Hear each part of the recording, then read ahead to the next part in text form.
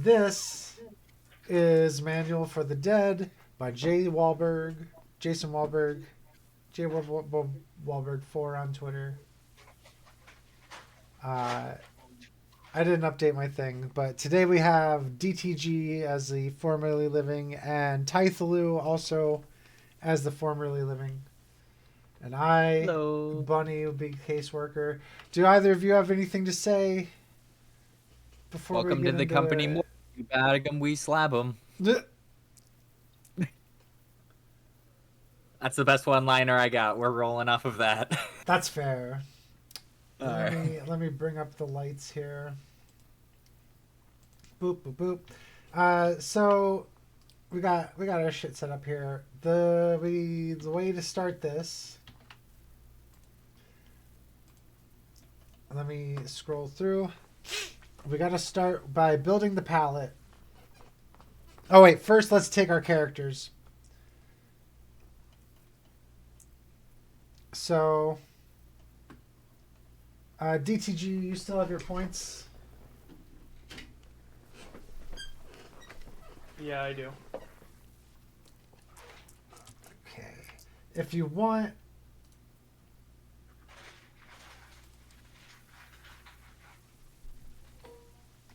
If I want. hold on.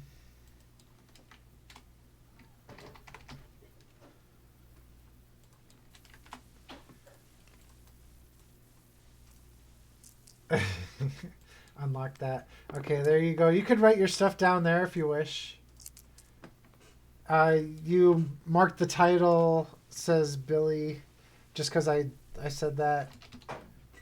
I put that there to make it easy. You alter to the description with a right click. And here is a note card for Tiethulhu. And DTG, you had 45 PowerPoints, I believe. I did. Cool. I'm just going to set this up here.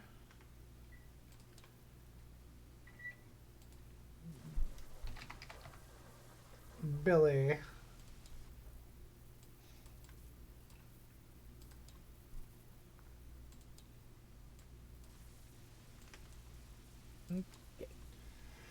Billy. So, Tiethulhu. We're gonna start from the basics. Let me find how many points. I can't read.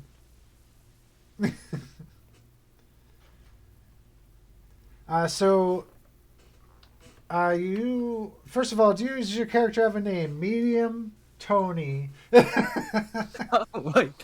That's the placeholder I use because Big Tony is always taken and Little Tony is always shortly after that. So I chose Medium Tony. Nice. We're starting with this is a mid power game. Do you want a particular name?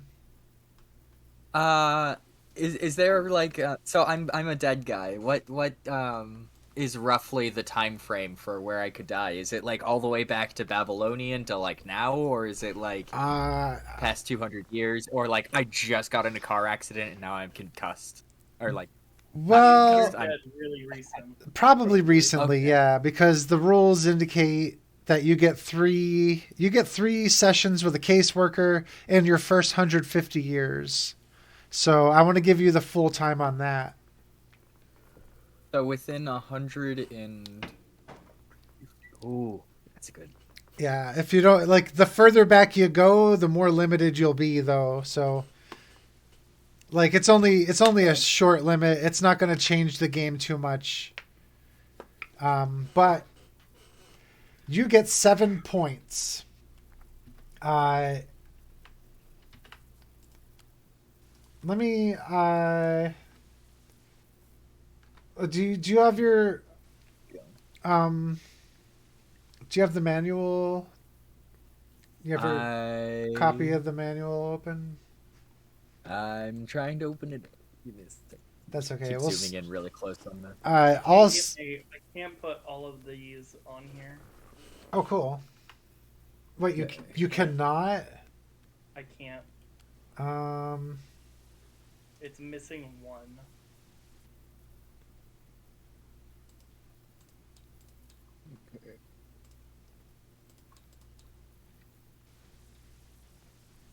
I'm trying to pull up the free version because I heard that there was the files online. Oh, yeah.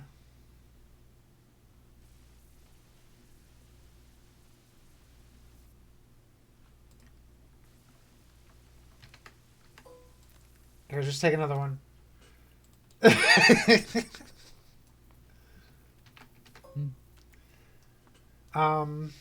So you start with PowerPoints. I'll explain.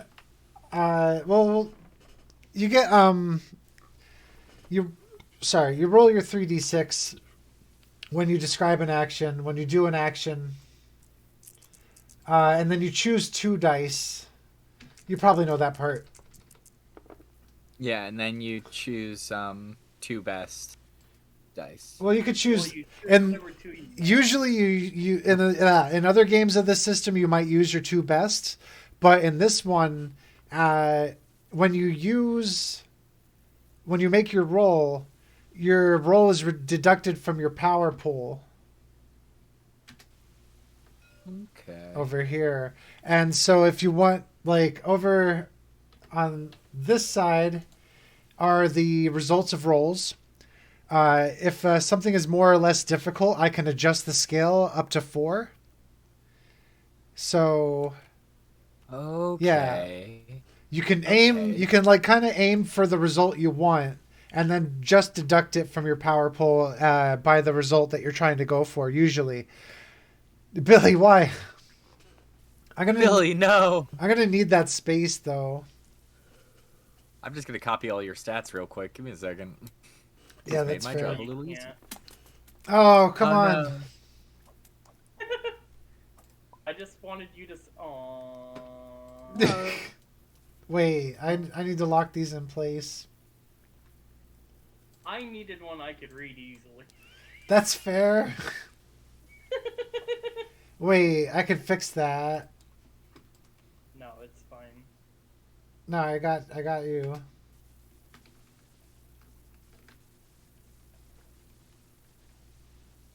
I'm gonna be playing. That's great.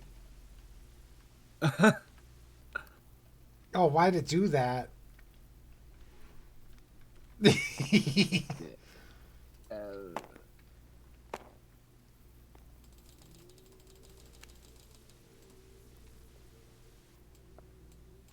I think I hear a cat growling. Anyway, so you get access to some skills. You get 7 power points. The first skill is it Eliza then? Yeah, Eliza Elliott. Eliza. My keyboard. Oh no, Eliza. Elliot. Eliort. Elliot. So you get manifest at 1 point for free. Everybody does because manifesting is how you present yourself. Okay. And I will go through the list of skills.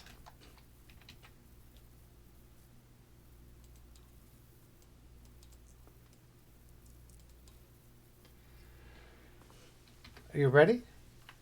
Yeah, I'm fully listening. Like, Okay, sorry. So we can conjure objects, which creates an object from nothing. Difficulty scales with the size and complexity of the object, and a small cube is easier to conjure than a functioning car.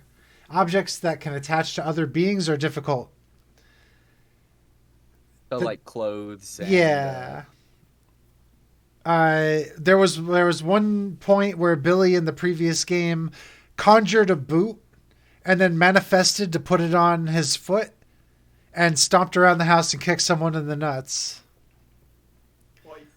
Twice. First, continuing on, there's possession.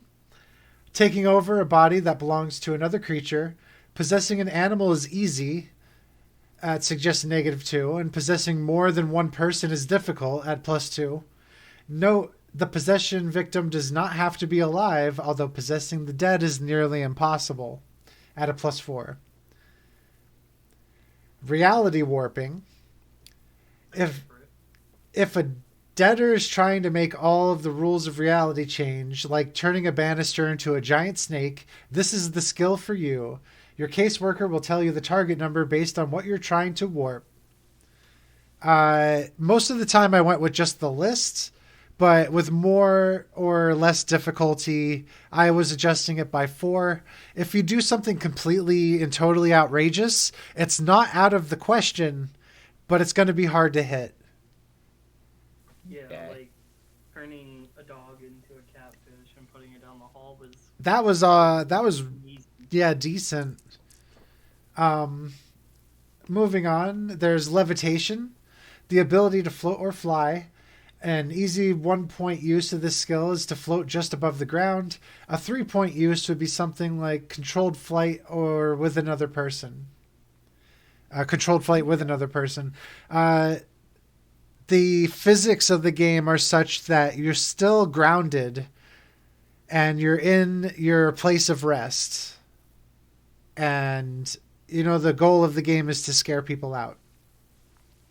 Yeah. So levitation could help you overcome gravity, basically, because you still have to obey it. But you can walk through walls. And you're incorporeal, definitely. So you can climb things, too. So, like, if you didn't have access to a floor, but you could climb on something to crawl up through the floor, that would be okay. But levitation can also knock that out. Then there's manifestation, which is the one you get for free. You start with 1 point. Manifestation is how the dead interact with the world of the living, whether that's moving an object or making oneself visible to the living. Since the living are known to ignore the strange and unusual, it's up to the unliving to manifest themselves in a fashion that the living can grasp. The difficulty scales with the number of living people around to witness the act. If there are no people, it becomes an easy task with a -2. More than one person makes it a difficult task with +2.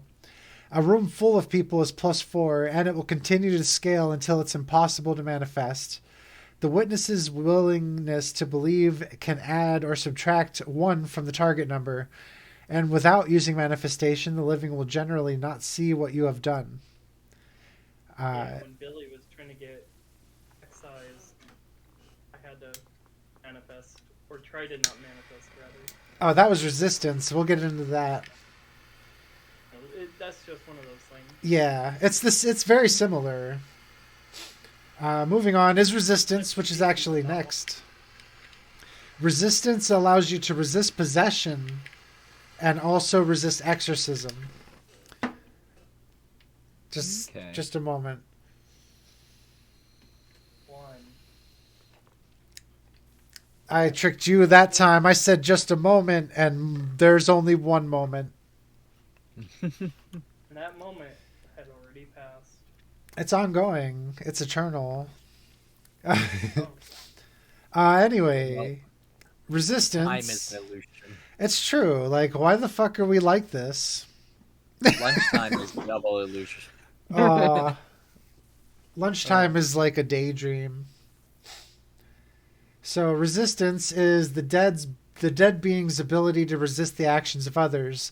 If another debtor is trying to control you or attach some conjured object to you, or if one of the living is trying to exorcise you, you need to resist.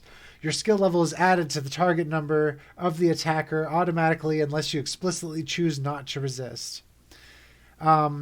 So there was 2 ways that this is used. We haven't done the one, but it's that if you're trying to hit somebody else, instead of them rolling, you roll with their resistance added to your difficulty.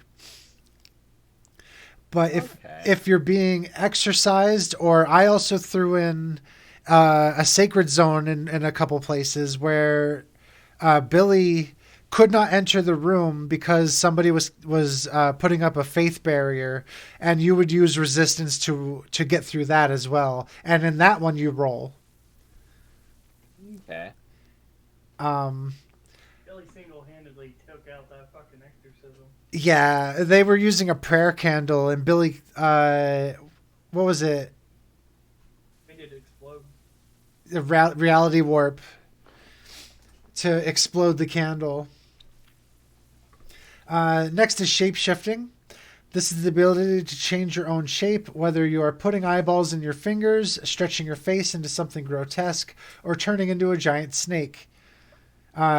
This alone cannot allow you to scare other people, to scare the people. You would have to shapeshift and manifest if you want to present yourself. But I think a reasonable use of this skill is to shapeshift and use your new form as movement, so you don't even have to manifest if you're just using it to get around. That's just an idea I had. That's clever. Yeah, but mostly it's going to be to create something scary from your own body, and then you'll have to manifest that somehow. Next is teleportation. This one came in handy in the last game too. You physically move and manipulate objects and beings without actual contact. Oh, no, I'm thinking of teleportation. This is telekinesis. Manipulating beings is more difficult than lifting objects. That's pretty standard stuff. Teleportation, the ability to instantly move from one place to another without passing through the places in between. Difficulty scales with distance. You can teleport someone else, but that is more difficult than teleporting yourself. There was a point where Billy teleported a stoner to the Golden Gate Bridge. That sounds amazing. And it was like a really expensive use of the power, but that caused the guy to have to get a cab home. And that was also the last straw, so that's what ended that session. Next is ventriloquism. This lets you appear to speak through another object or being and lets you throw your own voice and speak without moving your lips. Just as a point of interest, I allow ventriloquism to manifest for free. I feel like that's reasonable if you're ventriloquizing onto something. Yeah. And then last is voice mimicry. This is the ability to mimic the sounds of another being. And mostly this was used by Billy to mimic his own voice. And that is also manifested for free. Ooh. Or being a banshee. Oh, yeah. You did a banshee wail against the full house. So those are your abilities. I'll go through them again in list. Conjure object, possession, reality warping, levitation, manifestation, resistance, shapeshifting, telekinesis, teleportation, ventriloquism, and voice mimicry. Okay. And I have a certain amount of points that I can distribute into these? You have 7 points, and each skill... Now, each skill can be increased up to 3. Up to 3. You don't need the skill to roll unless you're trying to do something. So, like, manifestation is automatic. But if you're trying to resist, you can resist without points, but it's going to be harder. I would suggest one in resistance. Definitely, it literally saved me. Yeah, that's true. At least But one there. aside from those 7 points, or aside from the skills you have, you can also use one of your points to increase your power pool by 5. Ooh. Yeah. What the fuck is Billy? What? This tiny fucking note card? Yeah, but I have another one over here. I'm going to save my last point, but I'm going to do resistance 2, telekinesis 2, and ventriloquism 2. Cool. And then I'm going to write on my other card. Well, you don't have to bank your points. Unless you're waiting to see how things work out. I have a lot of open plans between even just those 3 stats. All right. Put across. So I got a lot of ideas, and I'm keeping 1 point on the back burner in case I want to, like, adjust, or if any of my plans go awry and I need to, like, +5 all of a All sudden. right, there Is is it a good? you do get one grace point where you can re-roll your character in any way you feel necessary one time. Or Okay. wait, is this? I thought you could use 1 point from your pool. Give you +5. It works both ways. While you're acting, you can use a 1 power point to increase your die roll by 5. And when you have skill points or ability points, you could spend an ability point instead of getting a skill to increase your power pool overall. Right. So power points can be used to increase your roll, and ability points can increase your power pool. By the way, this was 666s. Yeah, I saw that. Ooh. Yeah. So yeah, if you want to put that point down, you do get a rewrite. Basically, whenever you want. I'm not going to be too picky. Just as long as you don't use it to like completely overcome the game at some point. Like there will be designated rest periods, by the way, and you could do a rewrite in any of those. Yeah, the rest areas are nice. And then once you're all settled, we can move on. If you have any questions, I'm here. Oh my god, I rolled another set of 18. Nice.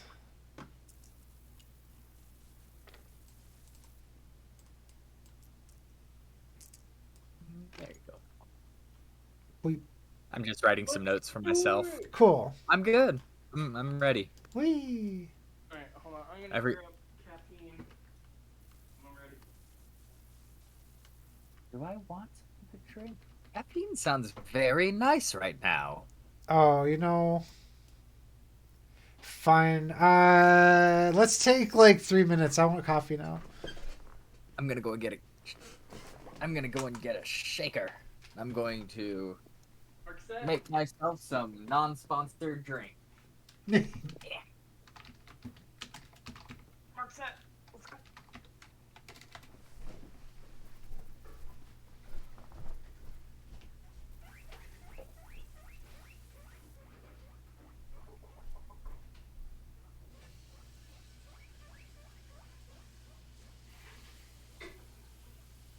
I like short shorts, you like short shorts. Can you guys hear me?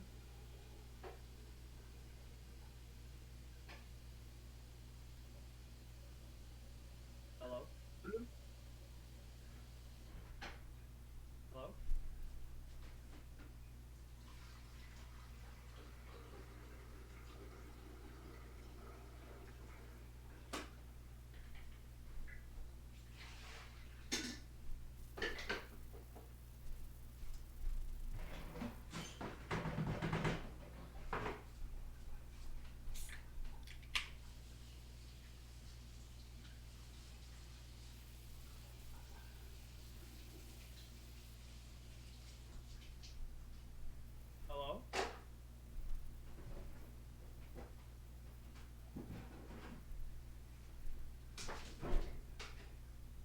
Hello?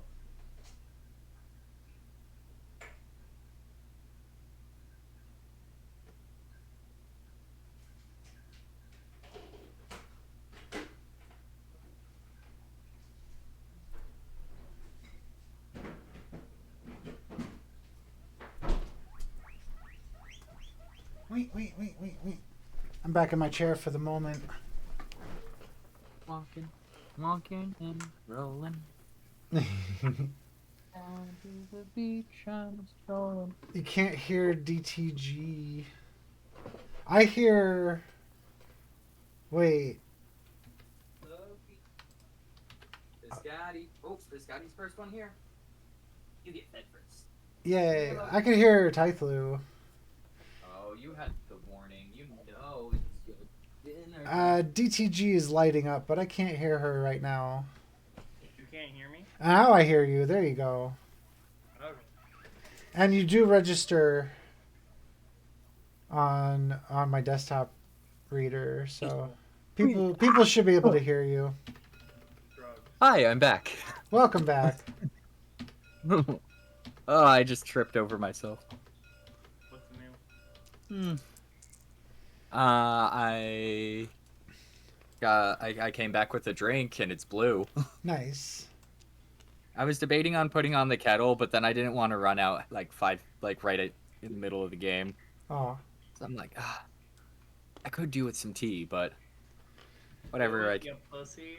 Well, I don't want to dip out. You guys. Wait. I'm not asking.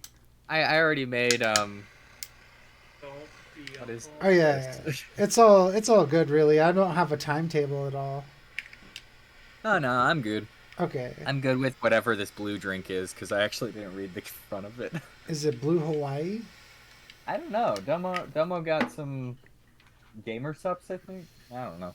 It's something like that. It's one of those like new gamer cool guy drinks. That yeah. Basically. So we're about ready. Woo! I mean, we're in the game now. This is like part of the game is building the game. So what we do next is build the pallet. You'll see the thing on the right of the board if you're facing forward. I don't know. There's a note card that says pallet. We'll be working on that. This part of the game, I'll just read it. The palette is a beautiful mechanic from Microscope that helps ensure everyone gets the game that they want to play. It's a simple yes-no list. First, pick a rating. I usually do R. If you want to bring it down, like that's fine. R works for me. Okay, like we're all adults, you know. We might deal with, we're dealing with death, but we might deal with violence. Who knows? Hey, it's Kicking people in the cooch. That was. Yeah, also Billy just punted two people right in the crotch. It's all connected to the, being dead thing. Yeah. See, Billy was a loving thing, and then I was like, no, you have to get him out of your house. I'm like, okay, so I kicked him in the dick. All right, so in this point, we're gonna, I'm gonna shuffle this up, and then you'll both pick one. Whoever gets the better fortune will start the palette, and we all pick one. All right. Yeah, go for it. 0, bright future. Recurring dream, and I will attract a following. I think this is pretty good, but your recurring dream has like a bunch of these things in it, so you technically have more bags. I'm gonna say you get to start.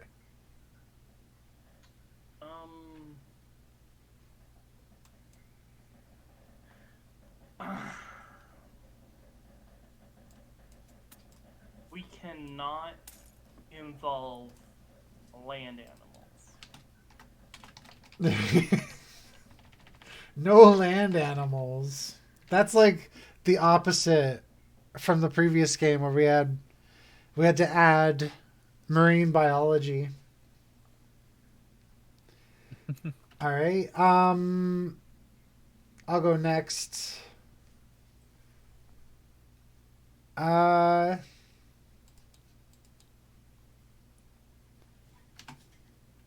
going to add coffee. We have to include coffee. Now, Tiethulhu, you take a turn. You can either add something or ban something. And we'll keep doing this until somebody passes, and then the other two people get one more. I'm gonna add oven mitts. Whoops. I got it. Oven mitts. I'm just actively like adding to this. So we need to incorporate oven mitts. Somehow. DTG. We have to include Dungeons and Dragons. All right. Must include D&D. I'm going to ban the police. I did it last game. I'm doing it this game. That's the That sounds like a great thing to ban. That's the institution and the ban. Sorry, Sting. Oh, no. I mean, I have nothing against Sting, but we can't have police around here. My mom actually got to meet Sting in person. That's pretty cool, honestly. She said he was really nice. I hope so. Yeah. Going along with that plan, we need to add dicks. Dicks. Like, pick it up off the ground type of stick. Wait, dicks or sticks? Sticks. Sticks. I heard Sticks. dicks the first time. That sounds great. Actually, change mine. Okay, Change mine to add- that. Let's make it. Add dicks. Let's make it hard. Unintended. Oh, You damn. want yours hard, I know.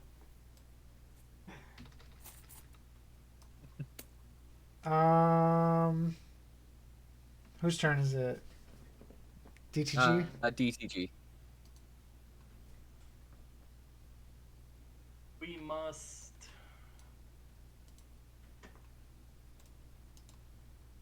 We must ban there ever being a basement. Okay, that makes things Ooh. easy. All right. No basement. No hatch. No basement, Bubba. Yep, no basements. Actually, I could just put basements. Okay. Basements do not exist in the... Did you guys ever watch Buffy? I saw the movie. The Vampire Slayer? Yeah. I used to read the comics. Ooh. Right? Did you ever notice that world did not have shrimp? Interesting. You Like, know, it was oddly- a reoccurring thing. They did not have shrimp. Oddly specific, but yeah, I do kind of remember that. Is there like a reason, or did they just like, you know what? Let's just hate on shrimp Because for no. Joss is a weird person, man. All right, that's fair. It reminds me of how. Do you remember the show Psych? A little bit. Like every episode, they would hide at minimum one pineapple on each episode since the second episode, I think. Interesting. And it all started because one of the main characters appeared on set like with a pineapple because he accidentally brought it in his car from shopping and couldn't like put it in the he had to put it in the work fridge, and so he just walked on set by accident with a pineapple, and he's like, do you guys know where this came from? And like he just rolled with it. And so the writers tried incorporating it to the point where there was one scene where a dude, like the pineapple on that episode was a dude wearing a pineapple shirt with like or like a Hawaiian shirt with a bunch of different pineapples on it. That's pretty fun. But there's a photo compilation of all like 100-something episodes it has with all the pineapples. Damn, that's some homework there. Yeah. And like it would be like randomly on a shelf, or like some dude will be like buying groceries, or like like it was such a brilliant one. Oh, whose turn is it to pick It's the next my turn, and I'm gonna pass, so you each get one more. At least one pun has to be said by each person. I think that would be a fun one to add. Yes. And it has to relate to the moment. So, oh yeah. Does that count as like a good thing or a bad thing? I don't know. We're adding it I'm though. putting it on the ad part. All right. Because I think land animals, police, and basements.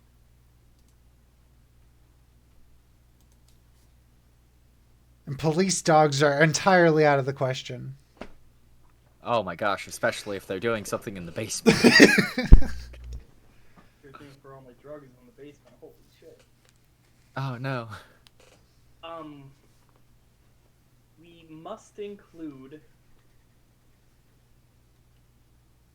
at least one pop culture reference per person. Nice. Ooh, good one.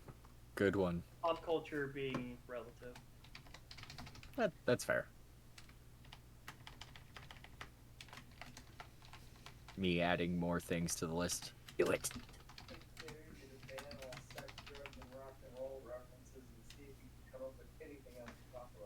Aw. Not the only one making the palette. God. And that would be the No. end of it anyway. That's all we got. I mean, no, I went 21 years of my life without sex or drugs. But rock and roll? It's so hard. All I do is listen to Rush and AC/DC. That makes sense. What else? When What I'm else? on Discord, yes, they can. When I'm on stream, no, they can't. I do not use any. What's the word?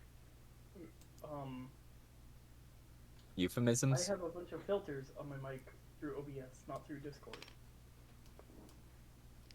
So, it's Really? an R-rated game. We must have coffee, oven mitts, D&D, dicks, one situational pun per player, and one pop culture reference per player. And there's no land animals, no police, and no basements. All right. I think I can roll with that. Cool. So, this is gonna, like, for Billy's already been in a game. We're just going to say that was in another universe. Same Billy, same desires and life goals. Also a marine biologist, I guess? Question mark. Oh, I love the JoJo reference. Yeah, that's what I said. I don't know if DTG reads JoJo's. I do not. One of the best. What did I do? Oh, you made him made a an marine accidental. biologist. The main protagonist in part 3 becomes a marine biologist. Is his name Billy? His name's Nah. JoJo, which is basically could be a Billy. That's pretty common. I mean, if you are going by the same naming convention, you could technically go with Pippin's actor, Billy Boyd. Ooh. That would also technically make you Bilbo. Yeah, but being Bilbo would be cool, so. Yeah. I mean, he is kind of the best hobbit. Next He's to... a fucking asshole. That's why he's the best! They were all pretty whiny, if I'm being honest. Yeah, but you can't deny the very relatable circumstance of pouring some tea for yourself and a ring goes on the door and you just look up that Yeah. like, they didn't need 3 movies for him, but at the same time, Bilbo. All right, so... I Oh, literally sorry. have a copy of The Hobbit next to my computer right now. Sweet deal. Yeah. So what I want My to favorite. do is we just start one at a time. We'll each grab a thing and build a little set here. So I'll just start, put a floor down. Have I been dead the Ooh. same amount of time, or am I still out 2 passes? No, you get your full passes back for this. Oh wait, I don't know. What would be fair? I'm fine if I'm in question. Like the reason that like I'm behind, so he. Yeah, So I DTG. already was gonna balance that out by giving you priority for the first few scenes. No, I think it's fine. You can have all 3 of your things. I think that's better. Yeah. So you get all 3 chances. I'm fine with another player having even a little bit of advantage. That just helps us because I'm assuming this is like a team thing. More or less, but also your own personal desires would be in question as well. You are trying to have an afterlife. Anyway, Tiethulhu can grab next. Grab anything. Put it down. Yeah. Connect it to what I put down. Yeah. Ooh. I'm gonna put it there. Yeah. Make it nice and pretty. Wah, like that. There you go. If you Boom. hold down both clicks, it puts it on the ground. You could slide it. Yeah. Perfect. I actually forgot that. I haven't played this in so long. And while you're holding it, if you use the scroll wheel, oh, doing that connects pieces together as well. Yeah. But if you use the scroll wheel, you can rotate objects. F flips things. Yeah. Where do you want that? I have my rotation set to 90 degrees. I got you.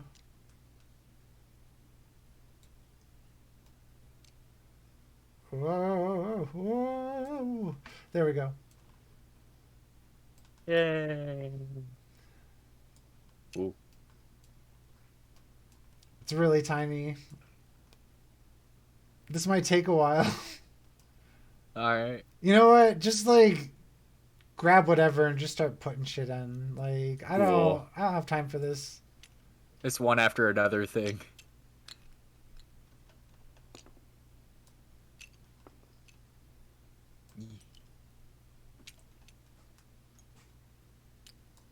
There's like multiple floors. This is gonna be really cool. I gotta find out what dungeon set you're using for I your tiles. don't remember where I got this. I think I just randomly downloaded it.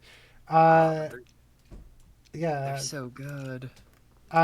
We can like, you could like share. I could share you the whole set, and you could save it as an object if you want, because these are open source.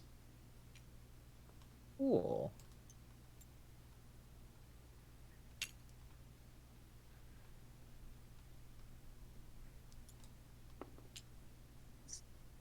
All right, we're out of floors.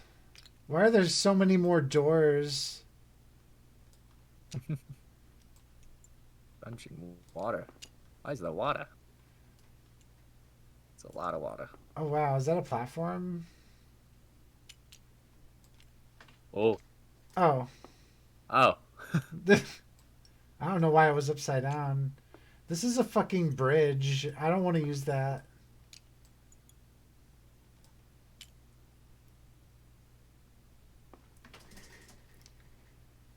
We need more space.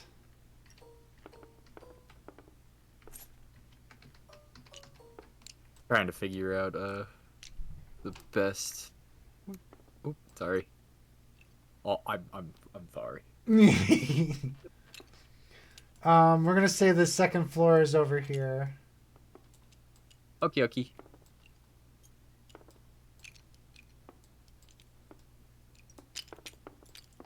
Wow.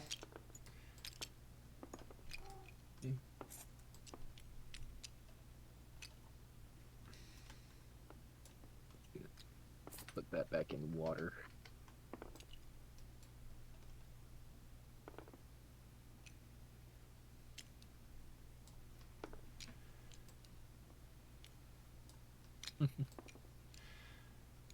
Alright.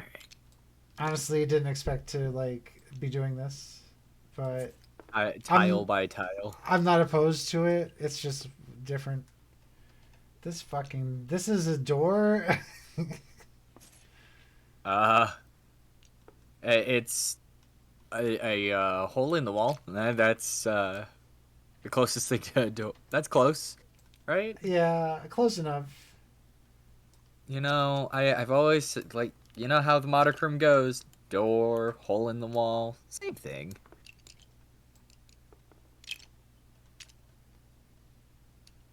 Clone.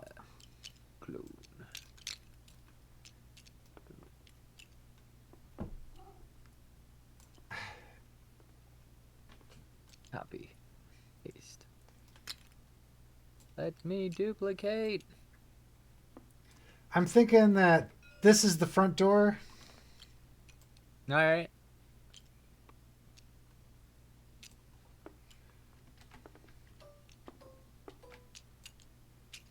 No. Oh. I need that space though. Oh. No, that's good. That's good over there. It's a little easier. Trying to remember how to copy. Control C while you're highlighting.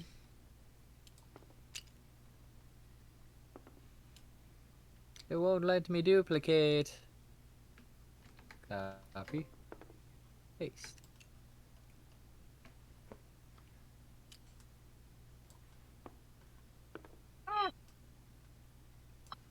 Yes, I know. I fed the boys. Please stop. They'll heal you.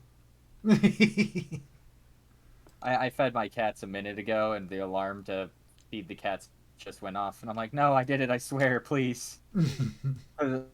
Our cats also only know what time it is to eat when they hear that noise too. So they'll like, Oh. even if you've already fed them, they'll swarm right after. I'm like, please, I just want to play the game. I don't know what else to do. Walls are kind of just implicit, you know.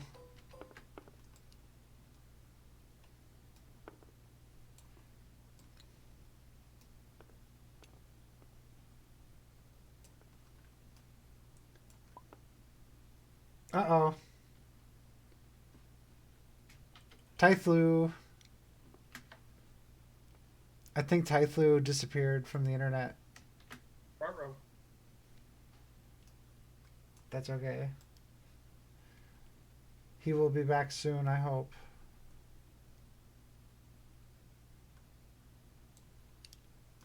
Disappeared. Oh. Give me a second. I'll Yeah. just jump back in the invite earlier. Cool. Wrong Ruru. Do you know more Ruru? I know 2 Rurus.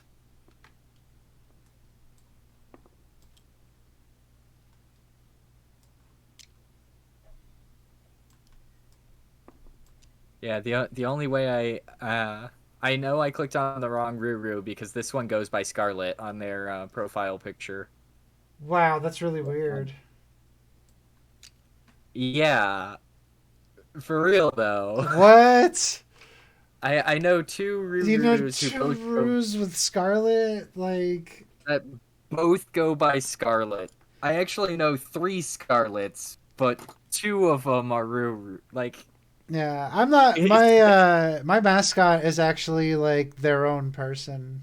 I just play them on Dead by Daylight, though. can you resend the invite to me? Yeah, I got you. It won't let me run off of the one from earlier. Damn. Yay! Do we need more? Do we need a bigger hallway? Do we need living spaces? Living spaces. I'm just gonna do this and stick a door here.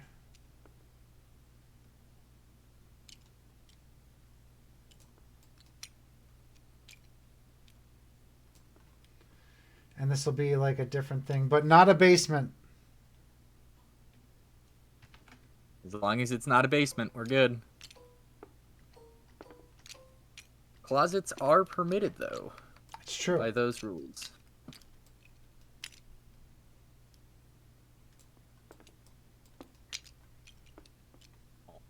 I can hear the neighbor's dog going. Like the poor baby. Drop it. Yeah, titles. Boo boo. All right, now, do we want more rooms? I don't know. You two, like, this is the second floor. I'm gonna lock this in place unless we want to do something else with it. Nah. I mean, it looks really nice.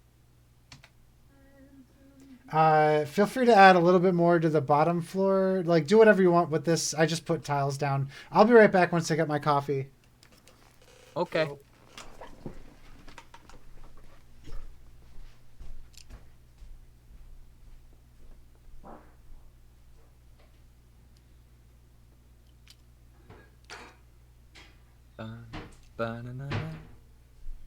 For those of you at home listening, follow. Her is really sweet. She's great. Quick, while her back is turned, drop a plug.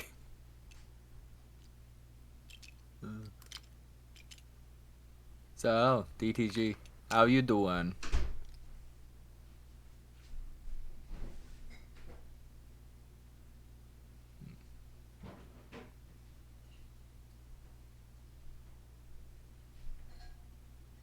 Oh no, DTG. They cannot hear me.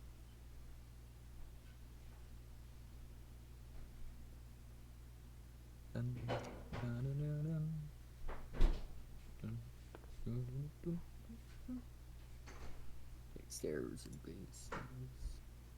Ooh. Okay, dungeon doors.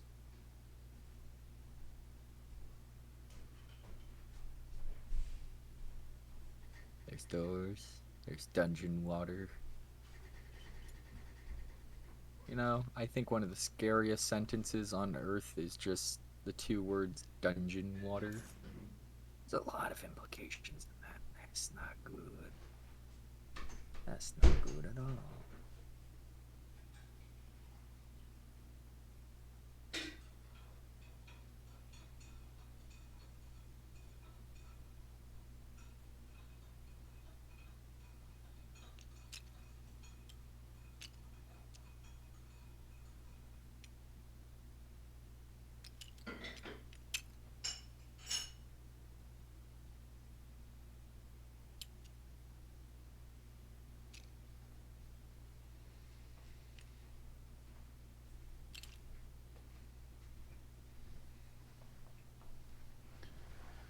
Wah, wah, wah.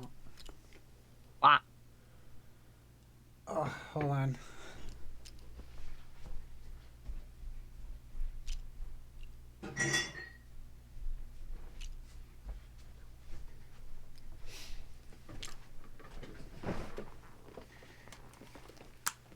All right, so what's the word?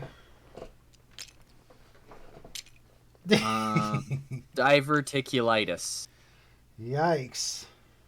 I don't know. You said what's a word and I meant the word. like I'm gonna go with what I said. No. I picked the first. No? Sorry, I did the wrong thing. Who? How did it just float in there? Yeah, I did not expect that. You know what? Oh. I mean, if it adds flavor, you got a floating island right there. It's a good way to show that it's the 2nd floor. True. If the boot fit.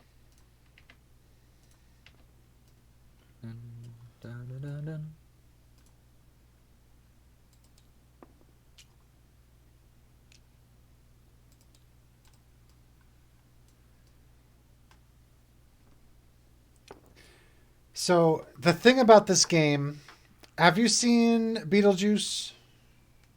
Yes, I have. So I actually got to see the musical when it was still in its early production. That sounds really cool. Yeah. Perks to working in theater for almost 10 years. Hot. Yeah. So, Hey. Yeah. you know what happens when they step outside their house, right? Yeah, they get transported to Saturn and they have to fight off sandworms, hopefully, before the teleportation in time causes more issues. Right. So, that's something you deal with. All right. And so the area that you have here is what you can use. And this is bigger than the last map we had, so don't worry about size. All distance is relative. We don't need positions or anything. Just tell me what you want to do and we'll get there. And I am going to randomize some living peoples. Ooh.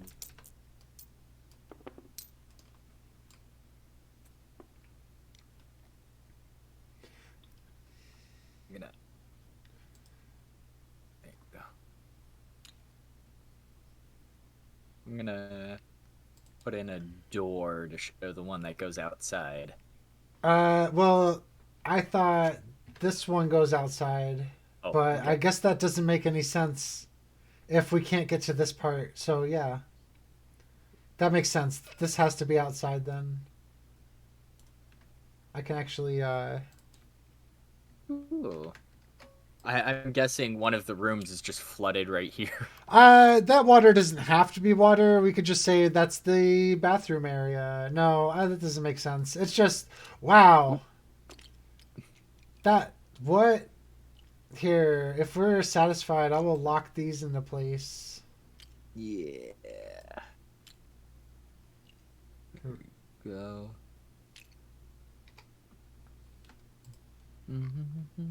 Ah, it's so pretty. Look at that. That's all right, yeah. We even got a floating area. So, we're going to start with a 2v2. So, DTG, give me a name.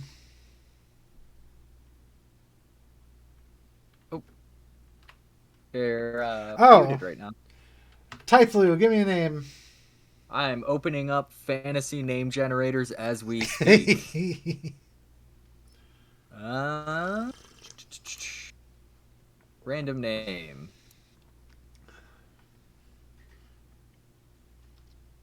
Sam McDonald.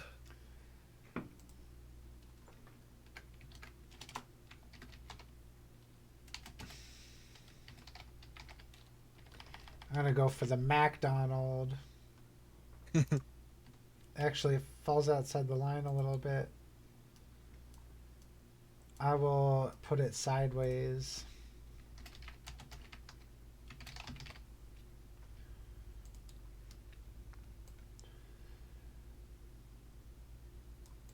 I realize you have your fish now. Doop, doop, doop. Sam will be orange. Hanging out. Having fun with the dog? She... Car to the door. My roommate just walked in, and their dog was so excited that they picked up one of their favorite toys and was running in circles. No. Yeah, it's a husky mix.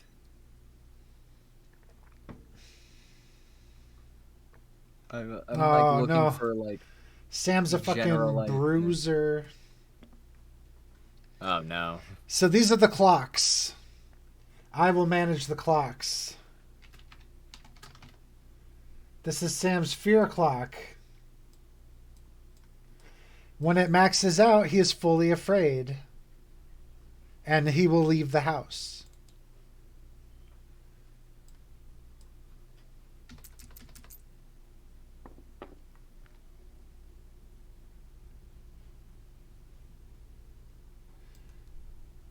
And this is Sam's anger clock. Actually, I can like...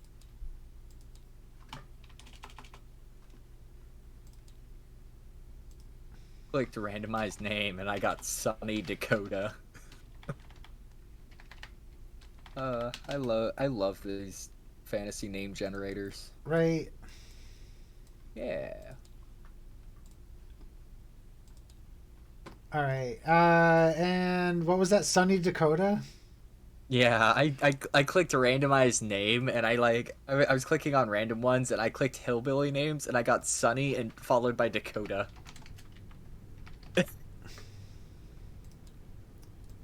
Funny enough, Dakota is the name of the skeleton that lives in our front yard. Nice. Yeah, Dakota Skellybones. Sunny.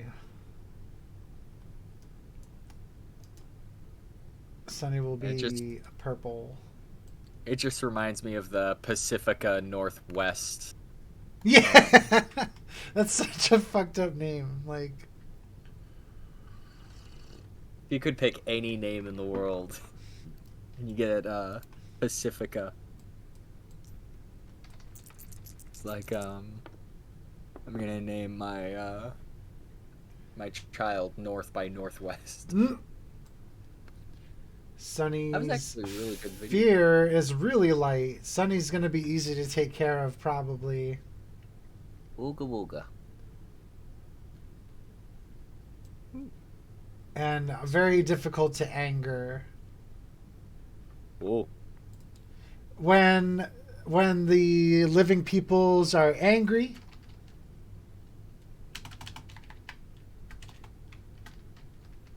then they will retaliate by getting an exorcist or something similar to that. And when they're fearful, they will leave. And that is the ultimate goal. Okay, so our goal is to make them scared and not grumpy. Yeah. In general, when you scare somebody, their anger and fear both go up. But sometimes there's different things about it. Yeah. And we could do a couple iterations of this as we go. Just waiting on word from DTG, but she seems to be idle. Alright. Hope everything's okay. I don't know what to do. I wonder if there's a haunted house name generator. Give me a second. Locations.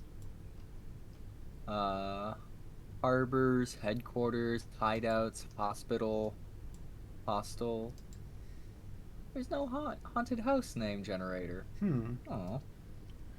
I think it's weird when you're in another window, your cursor is off the table. And like off on the side. It's weird. They have steampunk house name generator, but not haunted house name generator. Huh.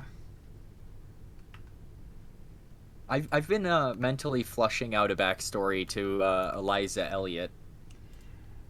That's I've been getting excited. Hell yeah. Well, we could start with that. Because I can introduce you to the opening of the game. Now we got everything in place. I'm basically running the game. You know how the roles work. You roll 3, select 2. And it subtracts from the big number. Yeah, it subtracts from your power pool. Which I'll manage. I'll just do your power pools. All you got to worry about is rolling and making actions and stuff. Yeah. So, let me get to reading. Wait. So I'll just read to you.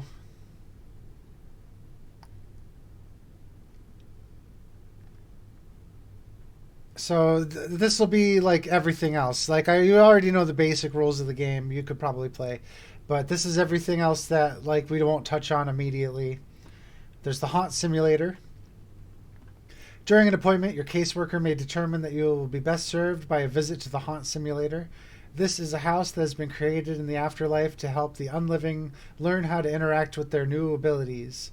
Once you're in the simulator, it is beyond the ability of the caseworker to end the simulation before its objective is completed. In short, you are in until you learn what you're supposed to learn. There are some simulations that have been running nonstop for centuries because their unliving inhabitants are unable to master the skills required to be released. If you are assigned to the haunt simulator, your caseworker will tell you the objective you must achieve. You will enter the simulator, explore the fabricated setting, and pursue your objectives. Upon successful completion, you will have increased at least one of your skills and will be better equipped to deal with your living cohabitants.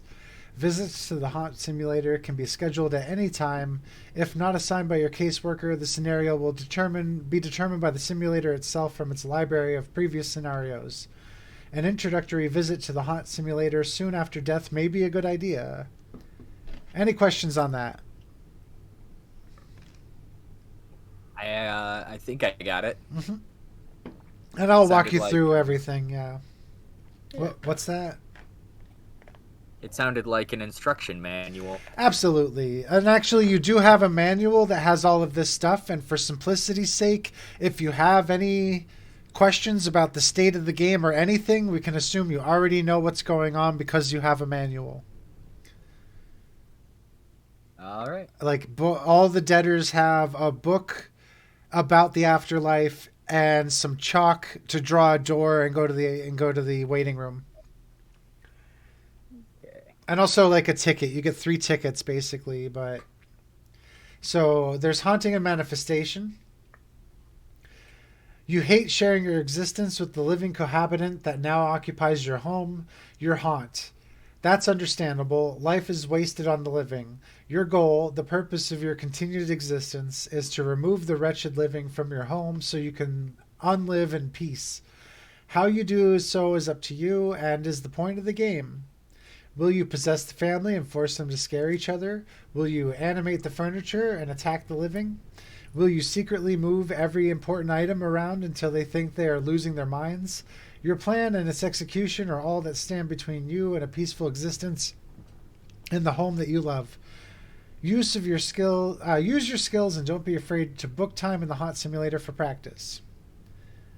Any questions again? Not yet.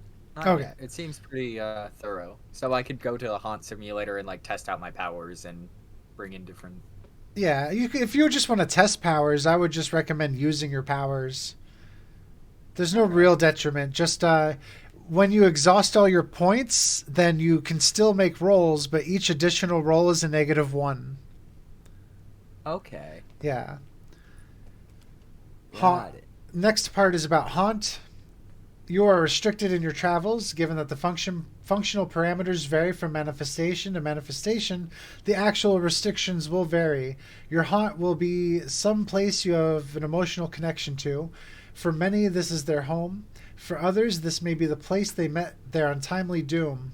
If you stray from your haunt, you are instantly teleported to the desert planet known as Saturn, where you will find few amenities beyond the ravenous giant sandworms and time that passes too quickly. Should you find yourself on Saturn, you must find the portal back to your haunt as quickly as possible. Eternity in the digestive tract of a worm is no fun at all. Teleporting from Saturn is impossible at a -12. Oh. But there's other ways to get back, and you can use your other powers normally. But teleporting away from Saturn is huge. Like, literally, you're crossing space. Yeah. Now we get to summoning. Hi, we're just getting through the rules. Are you doing... Oh. Okay. Now you understand my plight. I guess. But also, I hope that you're good. Oh, I'm fine. I'm tired, but I'm fine. Okay. Summoning. If you say the name of a spirit 3 times in a row, you will summon them, if they're on the same plane of existence. Sorry, there's a comma there, and I don't think there should be. That means not in the waiting room and not on Saturn. Unwanted summoning is considered extremely rude and can cause for a fight.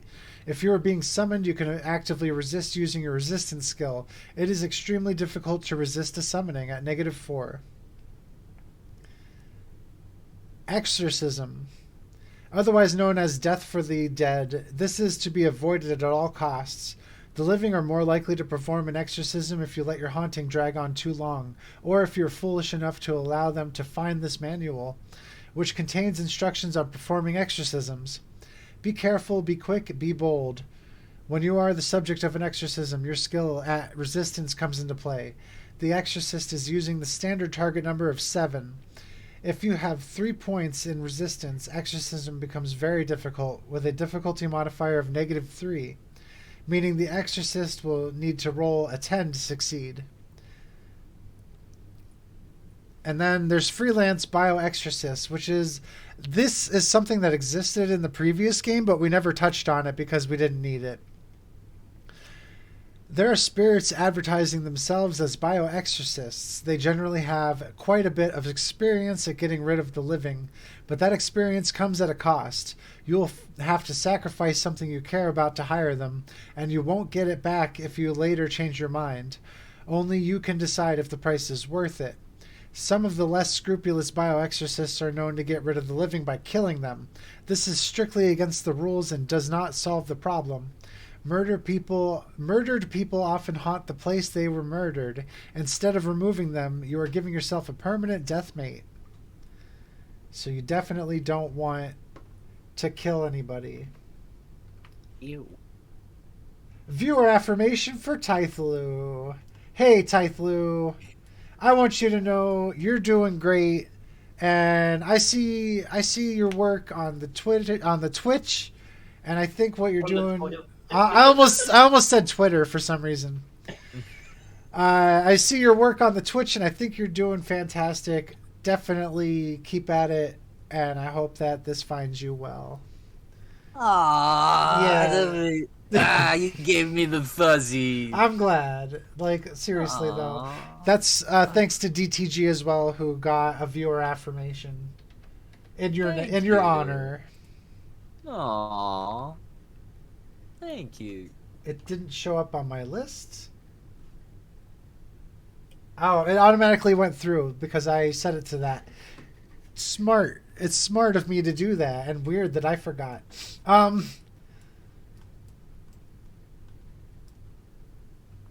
Let me just get rid of some extra shit. This excess baggage, literally. Piece of wall. Drop the extra bags. Extra bags is the thing I made myself, which I'm kind of proud of. Anyway, DTG, we have Sonny Dakota and Sam McDonald, who are the living cohabitants. They live together. Tiethulhu, feel free to place yourself wherever. And I'm just going to play it by improv. We'll find out how we died and what the story is. But do you want to know each other? And there was something No? Let's make this interesting. Okay. So we're going to say, Tiethulhu, you wanted, or rather Eliza. Eliza died some time ago, right? Yes. We're going to say you've been here for a little bit. And you are familiar with Sonny and Dakota. So I want you to have at least 2 free actions. But basically, they moved in here, and they're just living around the house. It's very annoying. For DTG, a viewer affirmation. DTG, you know what, though? Like, I know you've been struggling with that OAA run, which is, like, impossibly long. And I want you to know that I see your progress here. And I think that you've got something going, and I want you to keep at it. Not for me, though. Like, keep at it for you. But also, don't lose hope, because, like, you seriously got some skill, girl. And it's going to go far. Yeah, absolutely. Oh, thank you. That's from Tiethulhu. You're appreciated. Boom, appreciation. I had to open up your stream on my computer just so I could You open. don't have her stream open, you bitch. I have been a fool. Well, I don't mind. Well, like, Tiethulhu's I had it ping open is on my phone. yeah. I had it open on my phone, but my phone's been glitching out, so I haven't been able to send anything for a while. So No, that sucks. yeah, I had to open up the computer. Yeah. Uh, Anyway. Yeah. So, basically, these folks have been living in your house, and it's pretty annoying. So, note that the landing up here should lead directly to here. So you could occupy both spaces. It's fine. The landing is in play, but also technically on the second floor. Okay, so this one leads to that one. Yeah. Okay. That's easy to remember. Actually, I can make this. I thought it was like right here because this is a 2x2 and this one's a 2x2. Yeah, that's just a coincidence. Oh, all right, cool. That's like a little closet area or something. Okay. Because the only way to get in there is to go through this door. which leads to here is what I think. There should be a wall here. We'll just imagine there's a wall here. All right here. Got it. Right. So So it loop- it's a random time of the day. These guys have been living in your house for maybe a week. Dakota is in the living space just having a time. And we're going to say this is the kitchen. Sam is washing up some dishes or something.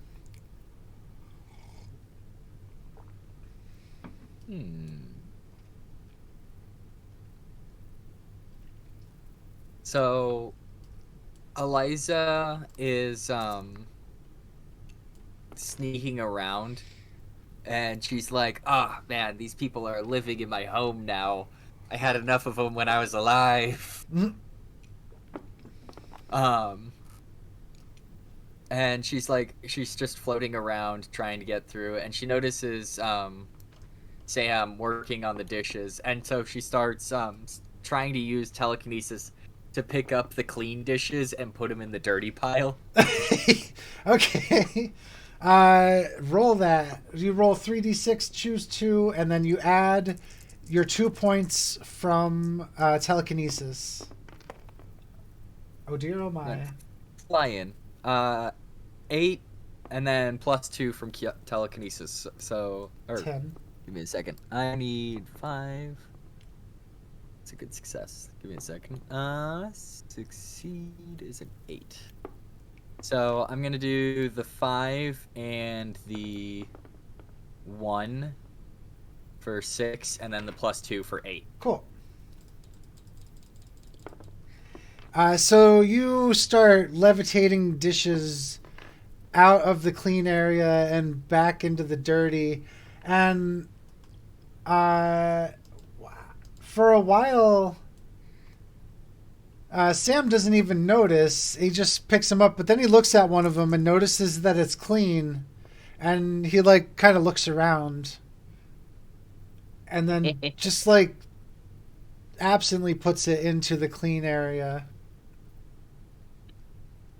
And now he's continuing as this goes on. And eventually he stops and he watches the dishes moving back into the dirty area. And he decides, nope. So he's going to move back in with Sunny. And he starts talking about how the dishes are moving on their own. Sunny doesn't know. So they go back. All right. While they're in the other room, can Yes. I push all the dishes back into the other spot? Yeah, we're gonna say that's still part of your ongoing routine. You just telekinesis them into the dirty area, or into the clean area. So Okay. they were being moved into the clean, and then while they're walking back, I put them all back where they're supposed to be. So Okay. it's like, wait, it was right there. So then they get back and everything is normal, and Sunny says, "Well, what's going on in here?" And Sam looks around and is not too sure about himself. I'm not really sure. Maybe I'm a little tired today.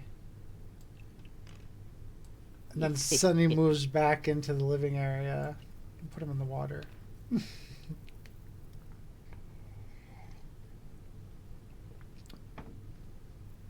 Want to give it another toss? Think about something? I'm trying to think of something I can say to Sam to mess with his head. I put so many points into ventriloquism. Now, ventriloquism, specifically works on other objects Ooh. and things like that. I could read it as I scroll up or scroll down, wherever I have to go to figure this out.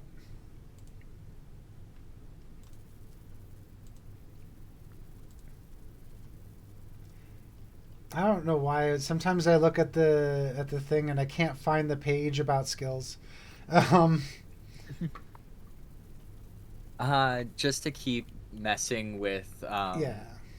Sam, I like project onto the dishes like in a whispering and ominous tone. Yeah. I know what you did that time at the party. Like very vague gesturing, All right. but like Give it a roll. one of those like what could they possibly mean type of goof ups. Whee! Same exact roll as last time. I'm gonna take the 5 and the 1. For another 8? And then +2 for another 8. I'm gonna burn through so many So points. what was the thing that the dishes are saying? I know. I know what you did at that Christmas party. And he jumps and says hello, and he looks around, but you could tell like he knew that the voice came from the dishes, and he's trying to just pretend like it didn't. Is this Sonny? You talking about the Christmas party? What? And then Sonny eventually comes in after conquering the door. What Christmas party? That was months ago. When was the last time we were at a Christmas party? I don't know. I don't know. Christmas, duh. Must have been Christmas. Oh, so ominous.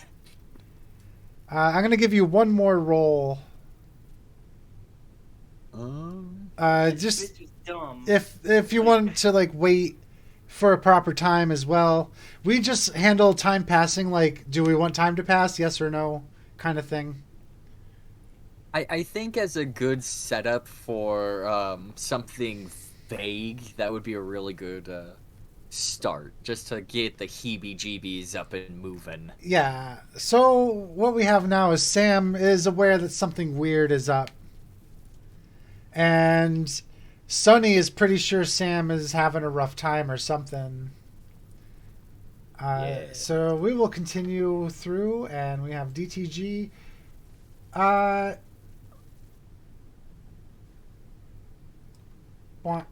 gonna say some time passes.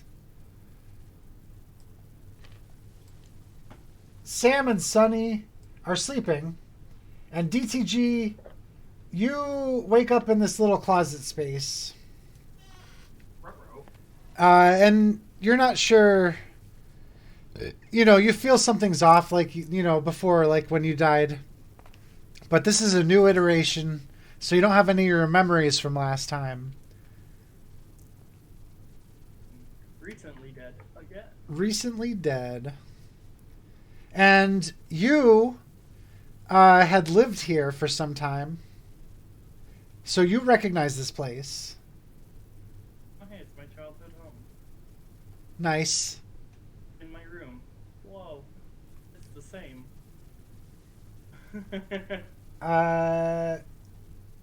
And Just as gross as I remember. all these dungeon tiles, like. Oh man, this wood paneling is very craggly. But yeah, you see two adult men cuddling up in bed together, and one of them says, "Oh, you're really frisky tonight, aren't you?" And you could assume some hanky panky is going on as they continue to speak sweetly to one another. Oh Pinky, wow. pinky, can I give them the spanky? Yeah, why not? Want to do I know I'm dead? We can assume you have picked up and read the book at some point. So I'm fully aware. Yeah. Okay. And you are coming to grasp at your powers and stuff. Oh, I'm just gonna, without any power, I'm just gonna try to reach out and touch their butt. Yeah, well, your hand does pass through their butt. And you could tell maybe you grazed their dick. Somebody's dick. Not that they react at all. Well, Did you feel I wind? want to get some attention here. I need to test this out. So I want to manifest the conjure object, and then, I want to conjure object, a steaming hot pot of coffee. Nice. Oh, All right. Give me a roll.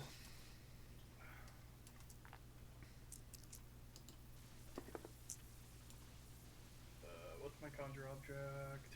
A 1. That's a 10. Wah, wah.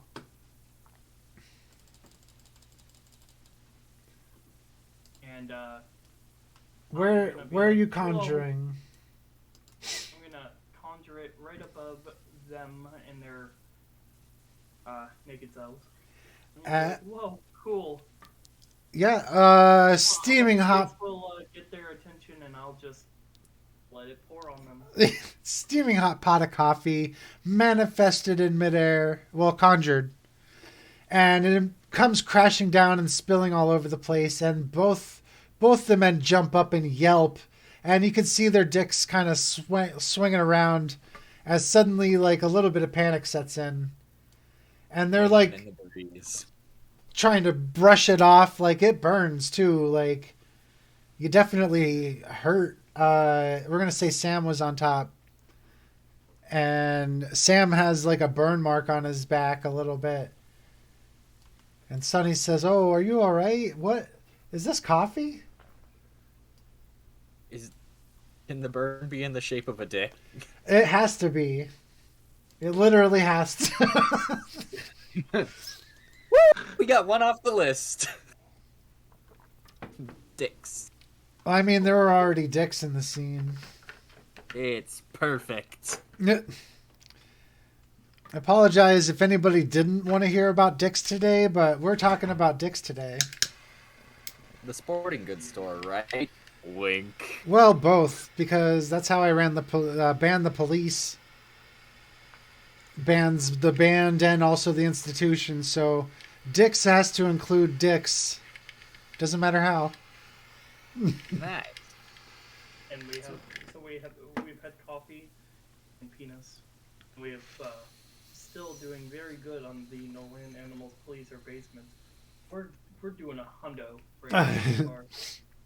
One hundo. One hundo. So the two men are kind of consoling each other. Sonny has like went and got a cold rag and is holding it onto Sam's burn. I want to go downstairs. All right, and I will say, Tiethulhu, unless you want to be somewhere else, you would run into each other right there. Eliza is just sitting cross-legged on one of the counters in the kitchen, All right. trying to formulate a plan on how to get these people out of her house.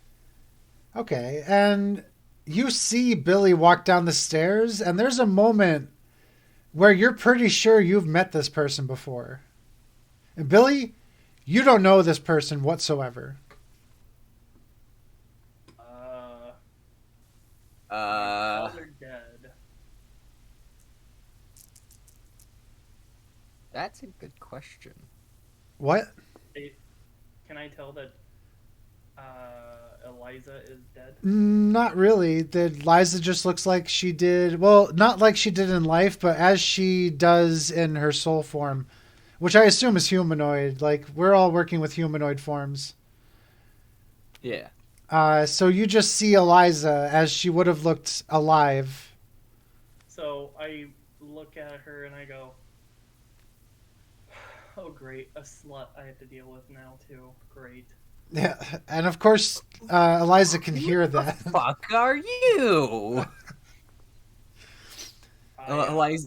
Eliza's like upper middle aged, like approaching the gray hair stage, but like kind of like not yet.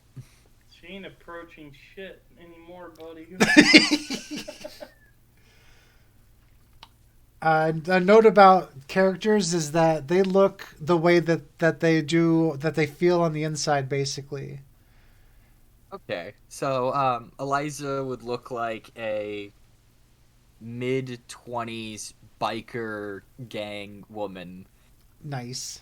instead of like the 80/90-year-old elderly woman that she was when she died. Yeah, that's fair. That's good. Okay, yeah. Still with the graying white hair for style points, knowing that she's an elder at heart. She wears her biker vest from back when she was riding with a gang called the Charlie's Horses. Ain't no And, horse cock. Oh wow. Yeah. It's got her jacket has a flaming eagle with a massive dick down the middle of it. Not bad. That's pretty classy. Yeah. For a And, biker gang, like I could see that. Yeah. Like, it's an eagle but with a human like schlong. I just feel like it's very adequate. Ooh. Yeah. We are leaning heavy on the dick. Hey, we have an R rating. We're gonna milk it. We're gonna get to that R that's rating. fair. Our allows for full frontal, I'm pretty sure. It allows for full frontal up to I think approximately 2 minutes on screen. Wow. Well, like I used to know this, but this was also like rules from like 2015. So Yeah. I don't know if the rating system has changed, but we're allowed to say in a rated R movie, we're capped off at 17 times saying the word fuck. We can say shit, damn, bitch, and a handful of words that I'm not going to say for the sake of your stream. I don't care. Any number of okay. We could say just about any swear that isn't the N word, which I don't plan on saying anyway, and I heavily doubt anyone else here is. I'd appreciate and, that. Yeah. And still maintain our rating. The full frontal requires a very large margin before it gets classified as X and put into the porn category. Yeah. Off the top of my head, we'd have to try really hard before we'd start having problems. Pun not intentional that time. No. But yeah, because like I knew I would say a pun eventually, but yeah, you gotta work it into the game. Yeah, we gotta make sure. You gotta jam it in there somewhere. So Billy, would you like to give a description? Well, I'm just gonna say, what the fuck is this bitch talking about? R rating and shit. I didn't allow fourth wall awareness. Oh no! Not either. It's true. You didn't not. Oh, don't worry. I lost my sanity when I was alive, and like she like just continues to like sit on the countertop. Anyway, so I've got two dickheads sitting in the floor above me. They're my ex-gay roommates. Nice. And I'm just so tired of them. Like, I like they've been sitting here for so long. Like, I get it. It's cute that they've had their time, but honestly, I'm dead, and they said that they would move out of here before I passed away, and they're still here. I don't need this right now, and I just need some help. If you, this was my house. Thank you. Excuse me. I owned this from 1994 through 1996. 94 to 96. I'm gonna go with that because that's a good elderly age to like buy up the house and just settle down. I don't know. That sounds like something an elderly lesbian would like a good time frame for that. You know, I'm the one who sold it to you. Were you? Yeah. Oh, So, Billy! Fuck, you've been here longer. Yeah, fuck it. You're both here forever now. Alright. Oh, fucking great. Man. So you know Sam and Sunny too?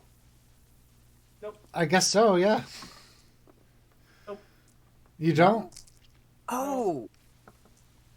Maybe. Oh, then that means they were after your time. Yeah, It's okay. that means that you were renting to them or something. If you bought the house.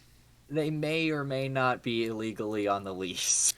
Yeah, fuck that. The police aren't going to stop them. They literally can't. Yeah, what are they gonna do? Anyway, so what's it gonna take to get them out of my house? Honestly, from what I know from Sunny, he's easily spooked. He's always been that way. I literally almost scared him out of the house when I was alive, Which let one's alone Sunny? now. Sonny's the purple dye.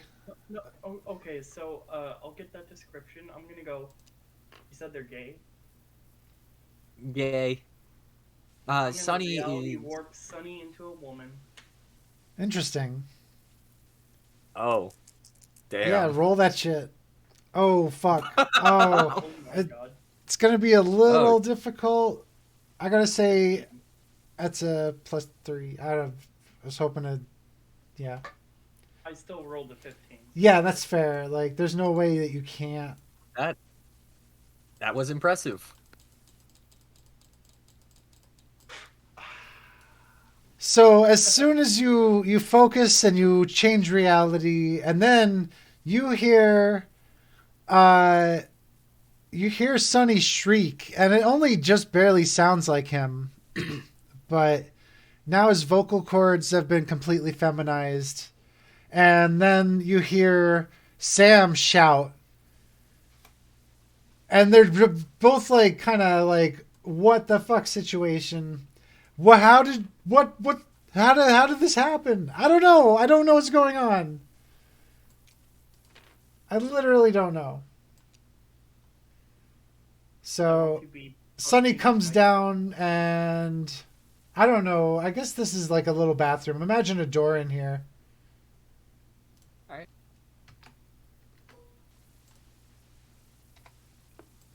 Bathroom is a good symbolization with water. Yeah. It's like a half bathroom. Oh no, there's no bathrooms here. That's a full bathroom then. There you go.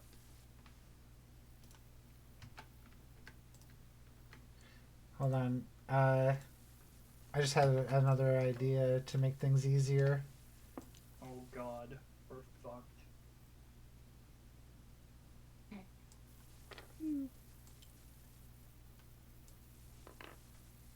There we go. So yeah, he's in the bathroom in dismay over his new form. And Sam is still upstairs, just like pacing around the bedroom. Oh, wait. Definitely, though. Ooh.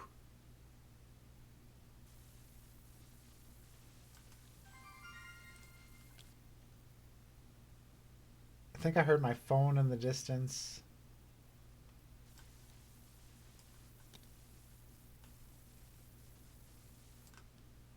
Was that a naked woman who just ran by?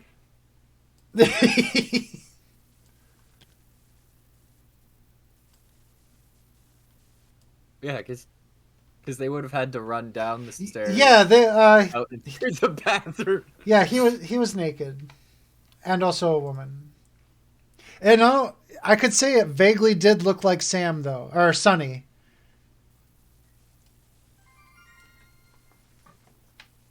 That is one hell of a warping power.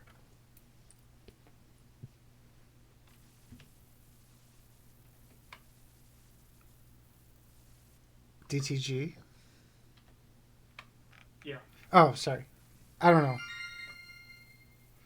Oh, you just sent me a text.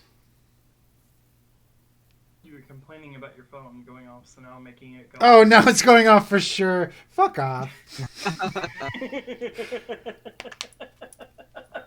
That's the first time somebody sent me a GIF that moves, though. It was moving in my phone. Oh. Yeah, I never saw that before. Usually it's like, here's an image, and you can click on it, and it says GIF in the corner, like, fuck it.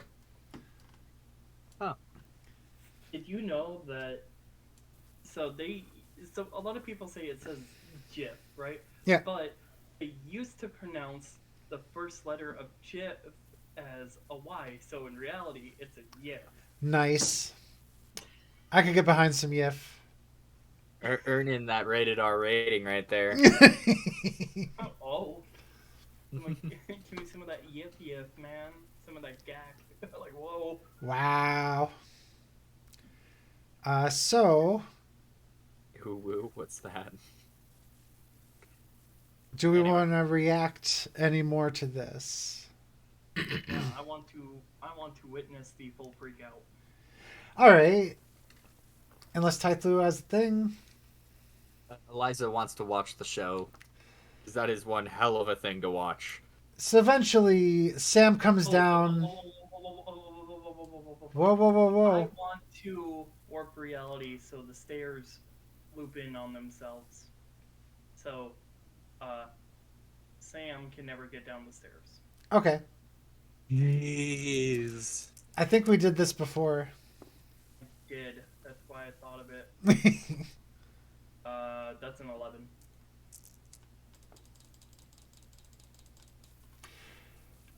Wah, wah, wah. So, Sam, yeah, trapped the exorcist in a stairwell. So Sam is continuously walking downstairs, and then he like really is walking down the stairs. Like, I don't know, he is walking more down the stairs, if you can believe it. Yeah, he's putting a little hustle to it.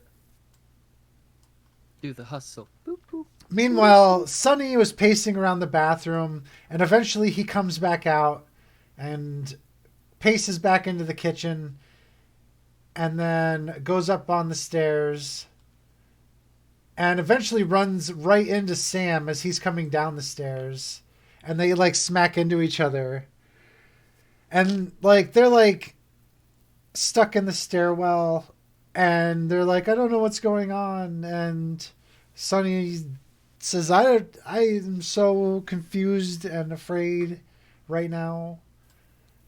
They're kind of holding on to each other, and they stop trying to move around the stairs.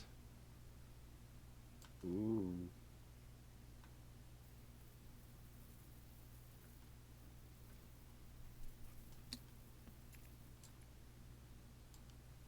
That was a cool trick you got there, Billy. Now watch a real expert do their job. And, like, Ellie, like, tries, like, psychically throwing a bunch of stuff up the stairs, kind of like an overarm, like, or underarm, like, swing up, so it, like, glides and slows fall and then, like, lands next to them. Kind of like a gentle toss up the stairs. All right. But a bunch of random stuff. Basically, a bunch of pots, pans, maybe, you know, an oven mitt would be a nice Yeah. one. All of know, that seems to be available. Yeah. So is this And telekinesis? Yeah. All right. Maybe a knife. Just saying. Another 8. Nice. You're Yeah, a- with my this is the third time in a row I've rolled a 5, a 2, and a 1. That is weird. Yeah. Anyway, another 8 as I throw like knives and maybe like a wine glass or something. Like I'm like, what can I find in my kitchen? Yeah. So people like wine glasses. Throw it up there.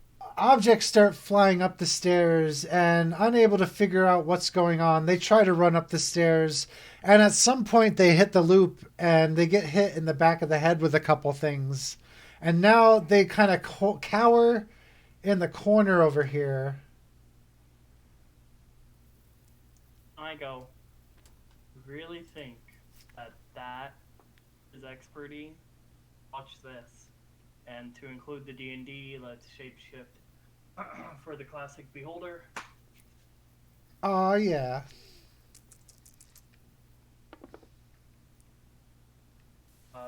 That will zero me out. Dang. And then, of course, I'm gonna have to manifest. Yeah. The manifest is at a -1.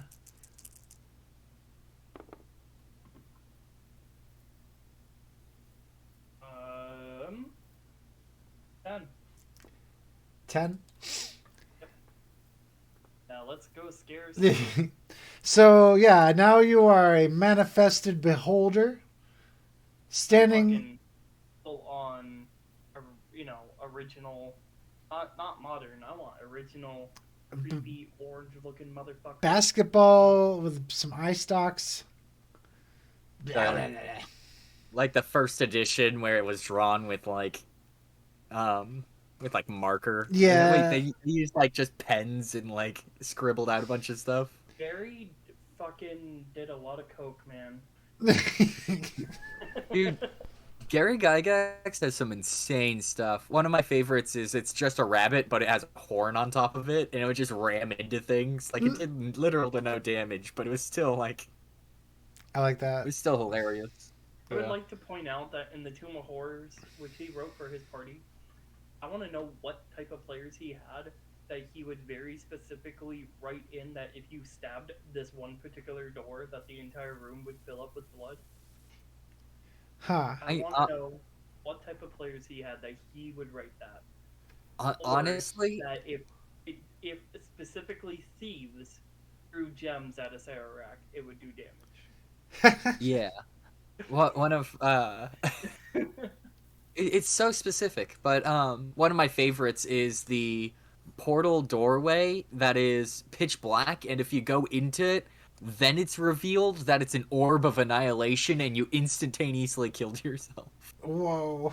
Well, That- you wouldn't dude, get when- all the way in. So like I actually had someone put their arm in. Oh And Of no. course, they can't feel it because now they have no arm to feel because it got annihilated. And Yeah. after, I don't know, about a minute, I'm saying, well, you're getting a little lightheaded. And they pull their arm back and it's gone right where it entered gone. the black. And because all the blood was spurting into the sphere of annihilation and kept getting annihilated too, so it's Dude, Gary Gygax probably had like the most annoying D&D party for like a little while, and they're like, you know what? I'm gonna Well, prove to you that I'm a he good DM inherently because he at the now this is a unique trait of players to have. He had simultaneously the best, the worst, the happiest, the saddest, the most infuriating, and the most inquisitive party all at the same time because, well, they were the first, Damn. right? That is- So that's a unique trait. Set of I'm traits. I'm pretty sure he actually wrote about it in one of the second edition books. I think it was like for their Dungeon Master's Guide. He talked about his first experience and said something along those lines. I have all of the first, all of the second, all of the third, like Aw. some of the fifth edition books. We don't talk about fourth. Yeah, we don't talk about Bruno here. I have I have like a third of all D&D second edition books, like manuals included. Hmm.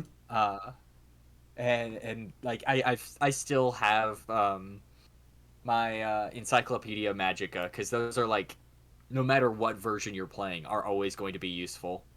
Yeah. Brew and Yeah, I play first and second Ooh. together. Ooh. I'm working on a 3.5 custom game that we could talk about later on. But I needed a couple more players right, for sorry, that. we totally just hijacked this. Yeah, sorry. We got really excited about nerd stuff. No, I hear that. It's Oh, it's staying. sorry. standard RJ, RPG is it practice, Jay but or Jason? What's his name? Jason? Jason? Who created this game? Oh, Jason J- Wahlberg. Jason. Sorry, Jason, your game wasn't good enough, Kappa. Wow. wow, So rude. the pain. As a creator, I feel offended. A little bit. I love this. I'd rather play Jeez. this than This- D&D, honestly. I'd rather play this than 4th edition, and True. 4th edition had like 200 writers on it. Well, see, that's because you ever heard about the so many chef's ass in the kitchen? Yeah. Yeah. Hey. 2nd edition had everyone from Tony Dieter to like Edward Green, I think, for like they took anyone they could for a while. I still love Yeah, of course, but that was like needed at that point. yeah, they kind of padded out. They were trying to think of like, let's try and make as many possible universes. Hey, we know an artist. Why don't you draw 5 billion drawings? Damn. He's like, okay, and then just sat down and carved out page after page. That's the guy. Tony Dieter the one that did Spiderwick Chronicles. For laymen in the audience who don't know obscure 90s artists. I only saw that movie. I thought it was pretty good. I wish they did more. You remember how pretty the artwork in that is? Yeah. Yeah, that's all Tony Dieter. Nice. Him and his wife wrote it and produced it, and Tony's artwork is featured heavily. The actual book in the Spiderwick Chronicles are all of his concept drawings Oh, for the Spiderwick Chronicles, not counting the stuff that actually got released with it. cool. So, a little bit of fun nerd history for those of you who remember. Wink, wink, nudge, nudge, her. So, Yeah. You know I was joking. yeah, no, definitely. Back to the spookiness at hand. No, I thoroughly enjoy this game. Like I would put it, I wouldn't put this above D&D, but I still thoroughly enjoy it for its simplicity. I like that. Yeah. Freeform. I enjoy its design. So Sonny and Sam are cowering in the now stairwell, and this basketball creature with the eye stalks comes up and just starts making a ruckus or whatever it is you want to do as you're manifested. And Sam pushes Sonny up the stairs, and you chase them continuously up this weird set of stairs for a while. But now you find that you're also trapped in the stairwell. And Eliza, you can see this going on. It's a little awkward when they loop, but it makes some enough sense that you can like tell that they're just kind of Benny Hill chasing one another up the stairs.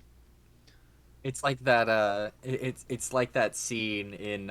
It's like in Super Mario where he starts running up the stairs and then he just teleports to the bottom and it just keeps looping back and forth. Absolutely.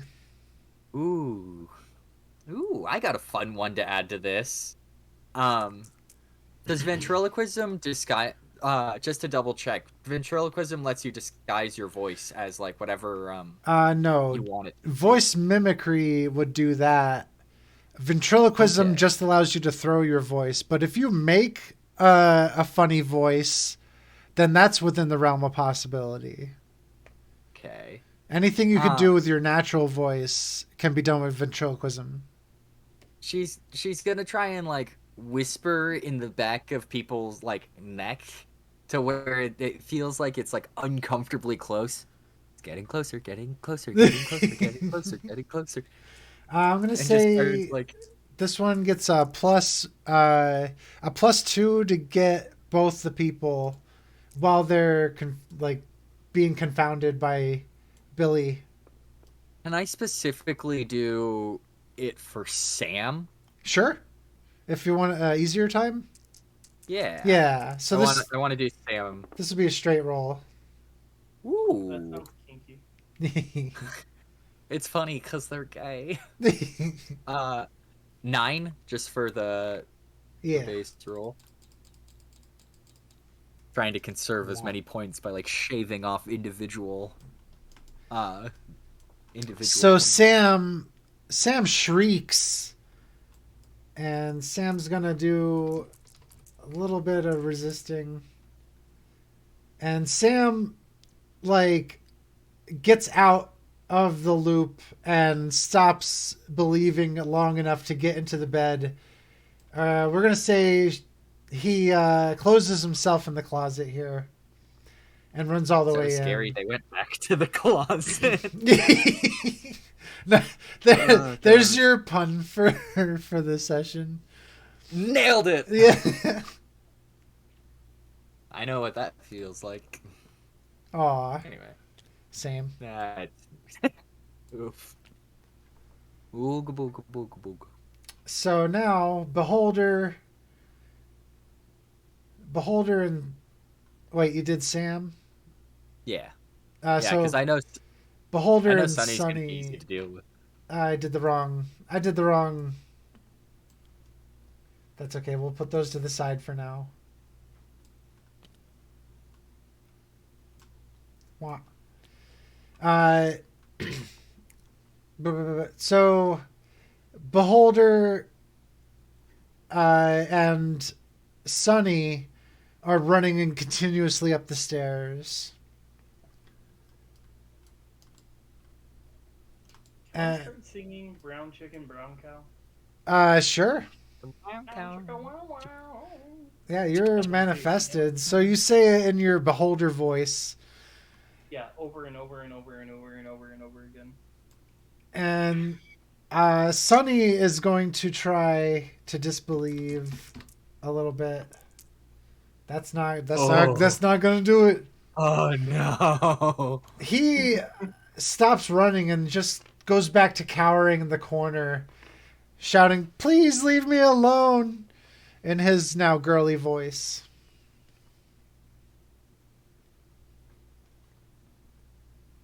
I'm going to look like I'm going to eat him before I de-manifest.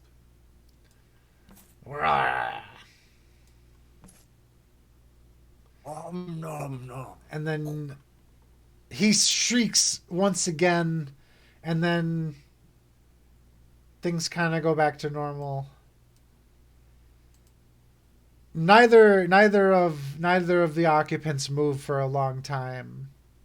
If you want to take some initiative.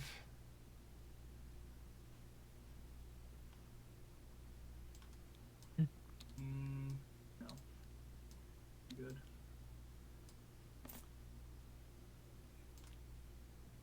I think I have sufficiently tormented for now. Okay. If you They want, seem lightly terrified. Mhm. If you want, we could go through a rest period. Sure. I think that works. All right. During a rest, you get half your points back, up to your maximum. Since DTG zeroed out, she will get just the half. Why is it negative?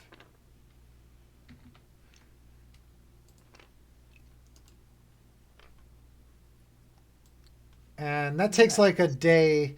Eventually, things calm down.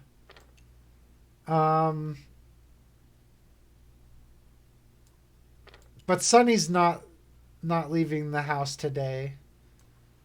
When you're both well rested, Sam is away somewhere. Wait, whoa. Huh. Can we be in Philadelphia?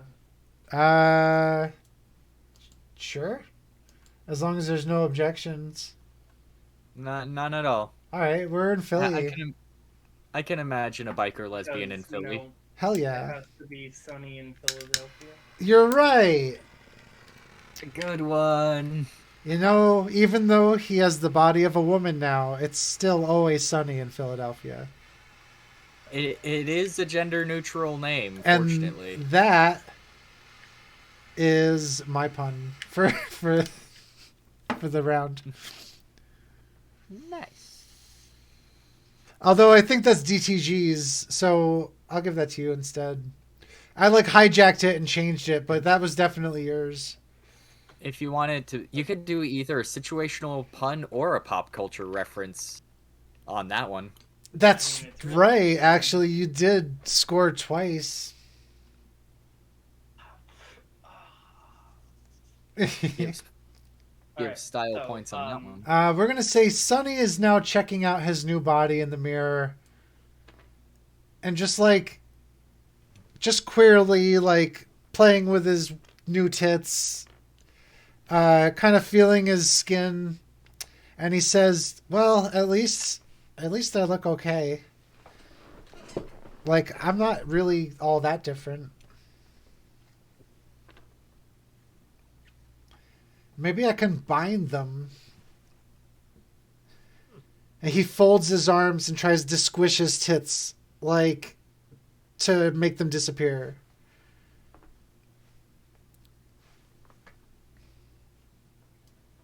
I want to. How do I say this? I want to teleport Sam. Okay. And I want to teleport him so that way he would be stuck in a shipping container in the middle of the ocean on a boat. Okay. Now, It's going to be extra difficult because Sam is not in the house. So I'm going to say this is at a plus. Why not the +4? Ooh. I roll a total of 11.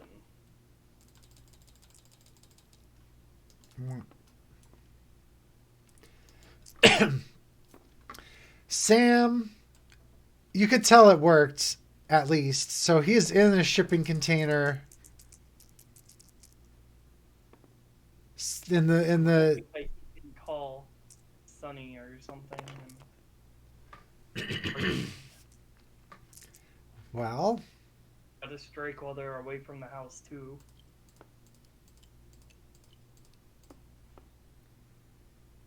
a while passes, but there's no call. Can I check on And- Sam? Check on Sam. How would you do that? Oh, do I not? Am I not able just to go to him? You could if you want to teleport yourself. Oh, I don't want to spend points. That's fair. Not my problem. Okay. In regards to Sunny, Yeah. Is there like a bath mat on the floor in the bathroom? Sure. Can I use telekinesis to grab the bath mat and kind of poltergeist pull Sunny all the way down the hall this way through here and back into the kitchen? On top of the bath mat. Yeah. Yeah. Give me that roll with telekinesis. I'm thinking yeah, I'm thinking worst. I'm gonna say there's an extra difficulty of 2. Okay. Just so to be accurate. I'm just rolling general pop culture references. Mm, I'm gonna use a 10. okay. I'll use the 10.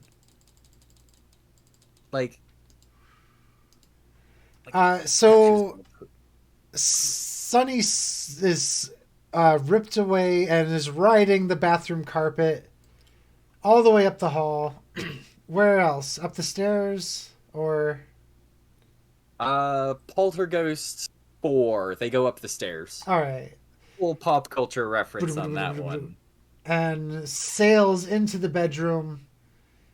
It was onto the left side of the bed. All right.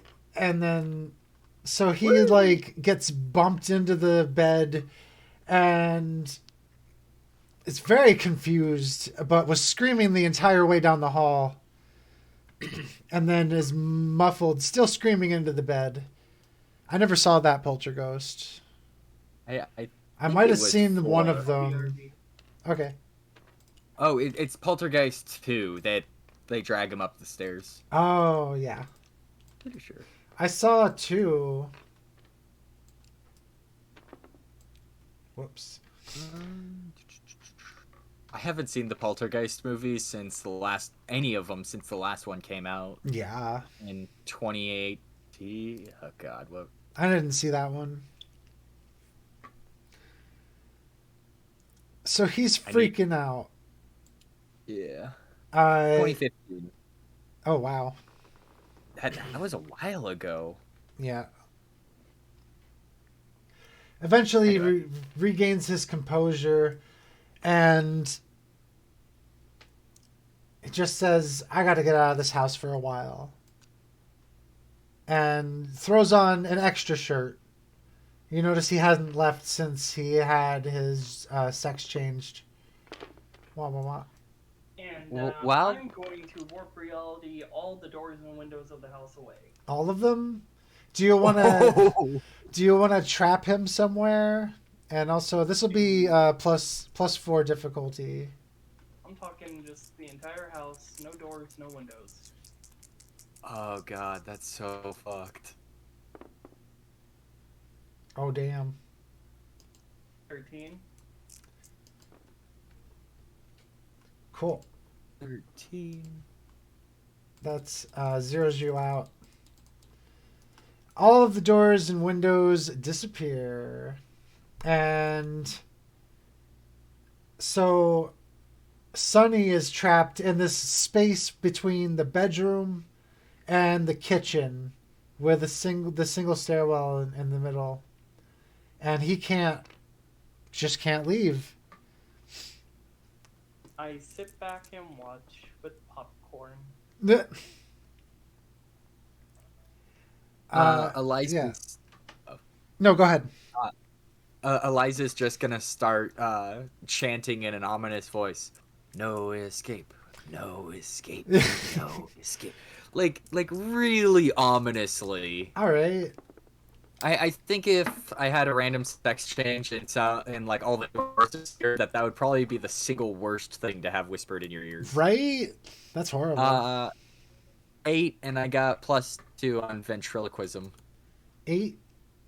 So 10? Yeah, and 10, yes. I got a 10.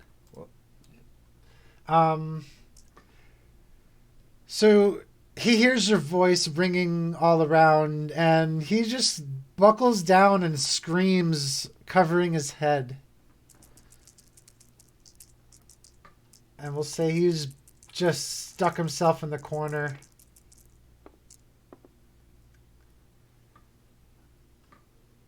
Felt that. This is also the first roll that I think the second roll I've made since the start of the game that doesn't consist of a 6, a 2, and a 1. Yeah. I just really happy about that. Well, technically speaking, you're rolling a 6-sided die. I'm more likely to get a 3 or a 4 overall. Yeah. So, the fact that you don't get them that often is pretty cool. Yeah. Well, the odds of rolling a specific 3-number combination are 1 in every 18. I got it 3 times in a row, which puts it to the power of 2. And then on top of that, No, to the power 3. or yeah, to the power 3 because I did it 3 times. So 18 times 18 times 18, 1 in whatever. Yeah. I need to do some quick head math here. 324, 5,832. I think that's like 1 in every like roughly there. You don't need to check my math. It's just very I don't know. statistically Just put unlikely. like, hey, a calculator would be useful. So now we have a calculator. 8 times 1, 8 times. Oh, you meanie. Yeah, you gotta like zoom in on it. 8 times 1. I wish you could use the 8. numpad on it. That would be cool. Wow. Oh, I clicked the wrong number. 1 8 times 1 8 times 1 8. I'm just gonna do +0 just in case. Yeah, that could be Nailed right. it. 5,832. Arithmetic. You are now my. Yeah. Anyway. Sunny is having a really difficult time and is having like a literal panic attack in the corner. And I just for the sake of fairness, I will tell you that is not a good thing for your afterlife situation.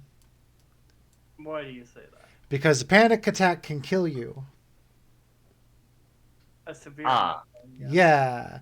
So he's having a rough time. I'm not saying that he's on his way to die right now, but he's not okay about being stuck here like this. But I'm okay with scaring him to get him to leave. So I think this Billy is a not so kind spirit. It's the very first thing after finding out he's dead is going, huh, pour hot scalding coffee on him. Might as well. I think this Billy is probably closer to lawful neutral or something. I was gonna say chaotic neutral. No. There is. So I follow rules. I have to follow the rules. Lawful evil then? Nah. Neutral. Alright. Just a dick. So do we want to do anything else before the next rest? Just that we're coming up on I that. want to find out what happened to Sam. Oh god, Sam's been in the shipping container this entire time. Sure enough. Well, how are we going to find out about Sam? Guess I got a rest. Yeah. So Alright. it's a rest then. Eventually, the reality warp wears off. A day passes. Like, not a whole day, just like a long amount of time, though. Basically, a day. And Sunny is sitting in the living room. Hasn't heard from Sam in a long time. He's starting to get worried.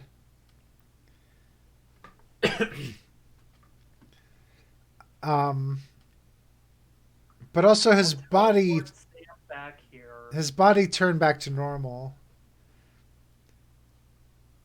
So now he's back thinking in about his how boy much body. of an ocean nightmare. A man in a shipping container.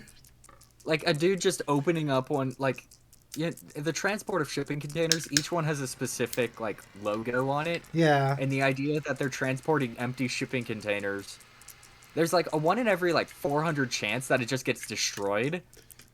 And, like, they're, by law, they have to be opened up and checked. So, like, it's not like they're just gonna, like, throw it into a trash compactor or anything. Yeah. But, like, that idea is that, like, somebody has to find Sam eventually, and statistically, it could be anywhere between 3 days and 2 months, depending on the length of the journey. Like, on average, like, there are shipping things that last up to 9 months. Sam home. There's still a 4 difficulty, so just give me that roll. We'll work it out. I mean... 9.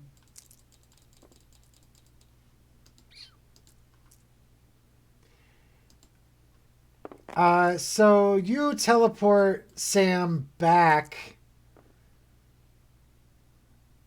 However, he doesn't come back home. He teleports back to where he was, maybe. Doing a 9 to 5, you just disappear for a day. I can imagine him just Sorry appearing for- in the middle of an office and dropping on the floor. He was getting ready to punch in his card, and he just disappears and gets a full 24 hours of pay. That'd be great, actually. I'd totally do that. Like, I mean, not like if I disappeared, I'd see that as a good thing. Yeah. Not like I'm gonna ditch out on work or anything. I have a very good No, fuck it. Ditch out on work. You deserve it. stick it to the man Um, or a generalized authority figure. What are they gonna do? Tell the police that are not allowed to be in this campaign? yeah, seriously. You know, you're talking about the police a lot for someone who's not supposed to be talking about the police. We could talk about them, but they're not involved. You Mm. need to shut the fuck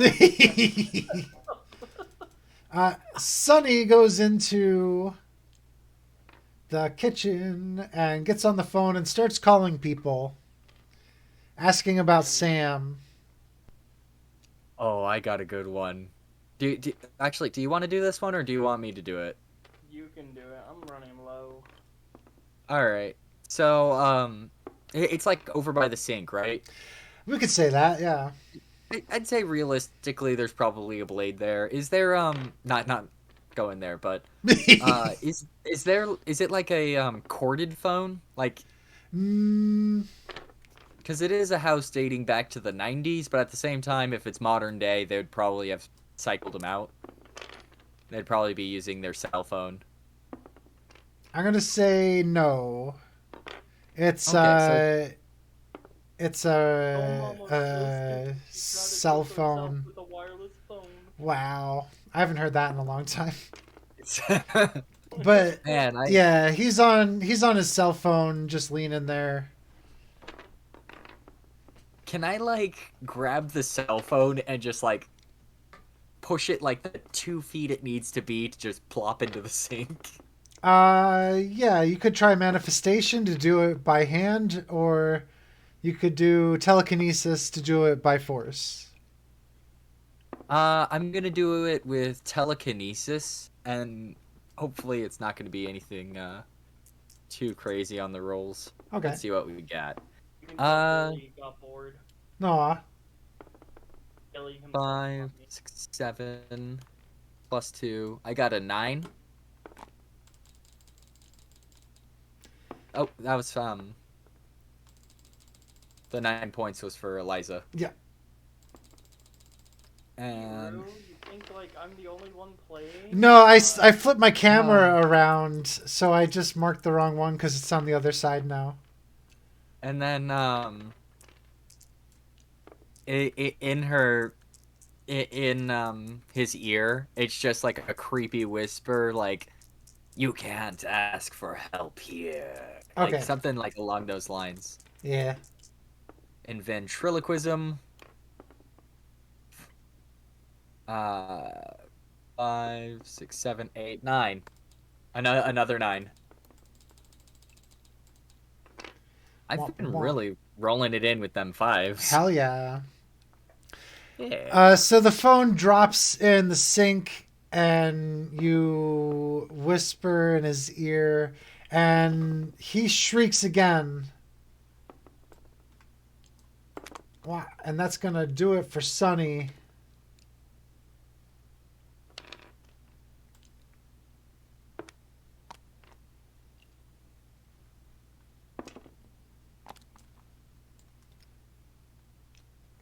Bloop. And he grabs his phone and immediately leaves out the door. What the We fuck? got one. What the fuck is We going got on? one. Billy's pawn was on my card, and I started moving around the card.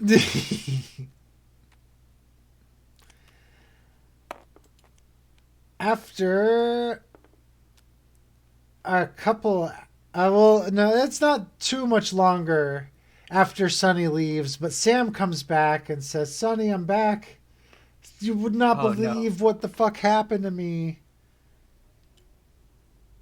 And I want to manifest me peeing on Sam's head to give him a rainy day. That okay, his lover is no longer there. what? Jeez. What the shit? Okay. Just It's like that. on them haters. It's like Oh that. fuck.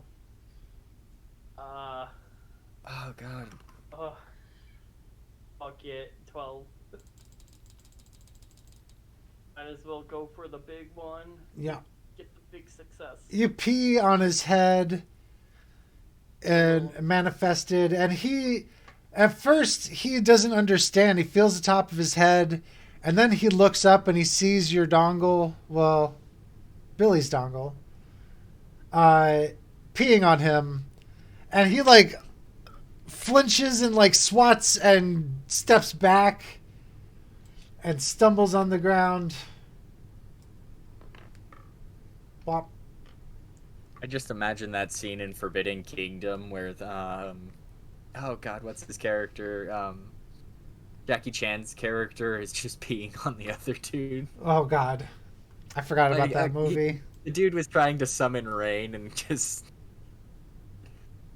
Yeah. That was the movie where Jet Li played as the Monkey King.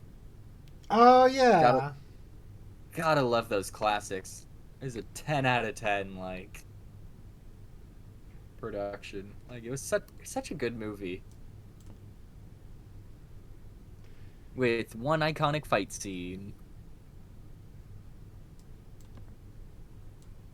Somehow these got out of order.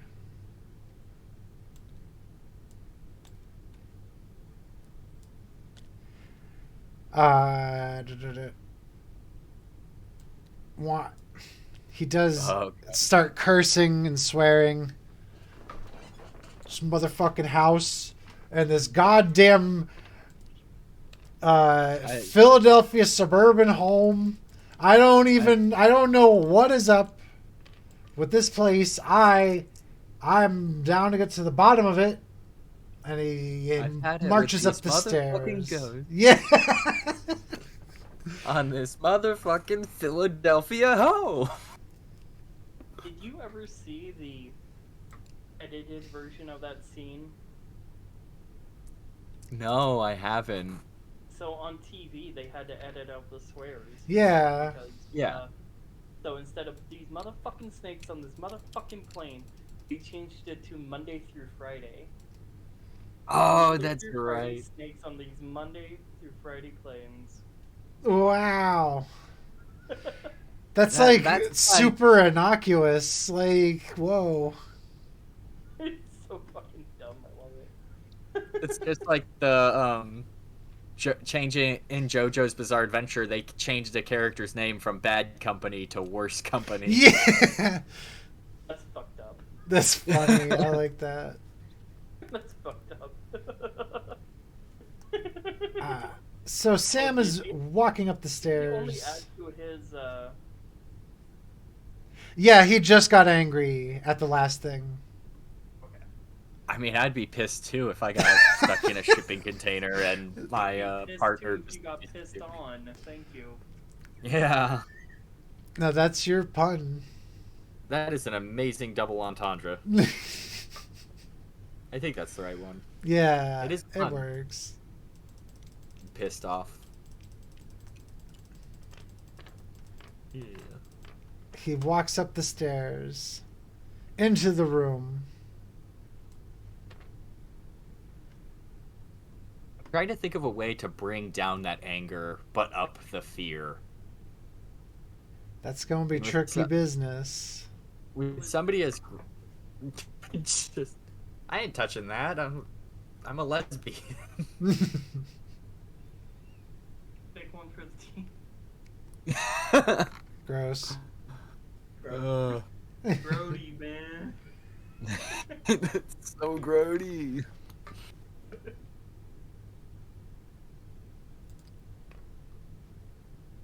Sam pulls out a phone. Okay. Calls someone. Where are you? Probably Sunny. I don't know. Why do you mean you're not coming back? Oh no. Well, I mean, I can't really do this alone. You gotta try. We have to. And Sam continues to talk to Sonny on the phone for like a couple hours. if you want to interject in that time. Now I need to rest. If I don't, then they could probably bring Sunny back, and that would be bad. Oh God, I don't want to up the anger, but I can't think of anything that wouldn't. Is there a ceiling fan in that bed, like in the bedroom? Since you were the last one to occupy the house, I'll let you decide. No, I don't think there would be. I wouldn't put in a ceiling fan. All right. Cause well, personally, I'd get the heebie-jeebies if there was a spinning object above me when I slept. So, I mean, I'll transpose that onto the character. Honestly, I could kind of confirm that. There's a chandelier in my bedroom, and sometimes when I'm like half asleep and I wake up and see it, I think it's a fucking creature on the ceiling. Yeah, I've freaked out about it twice at least, and Chris is like, "Why? Well, you're sleeping. Like, go back to sleep." Yeah. I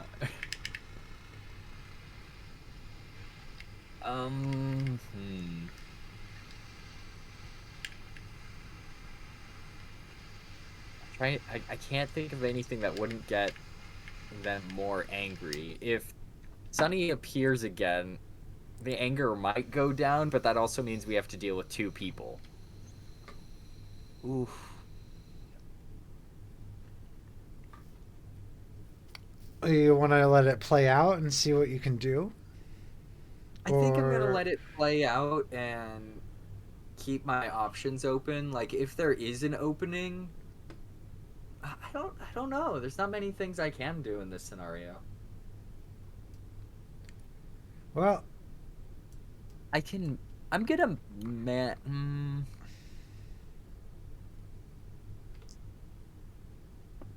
Man, I can't think of anything. Not for this, and I don't want to up that anger because he's already been in a shipping container. all right. Like, we need to pinpoint what this guy is scared of before we can make a bigger advancement without risking Sam's ballistic behavior. Yeah, I'm gonna hold out. All right. Do we want to go through a rest period? Yes. I could do with 30 points on the next round. I think that's Right. I think that's a good one. Whoa. It's Through 30's a lot. yeah. Throughout the day, Sam is able to talk Sunny down. This is not something that would typically happen, but just as a point for running the game, Sam is able to reduce Sunny's fear a little bit, and his anger also goes down as a result of that. So the two of them level off, but they're both back in the house now. By the time you come to, they're outside on the patio. Ooh. Patio has a lot of potential. I just randomly decided it was a patio. Yeah. You go outside. Have fun. Oh God. I don't want to go. If I go outside, it risks Saturn. Nobody's tried it. That's not risk. It is. I guarantee. Yeah, that has to be taking me out to Saturn. I go outside. When you go outside, there's a twisted space out there that contains Saturn, but it's also the patio, and you can see Sam and Sunny sitting on a rocking bench or a swinging bench and watching.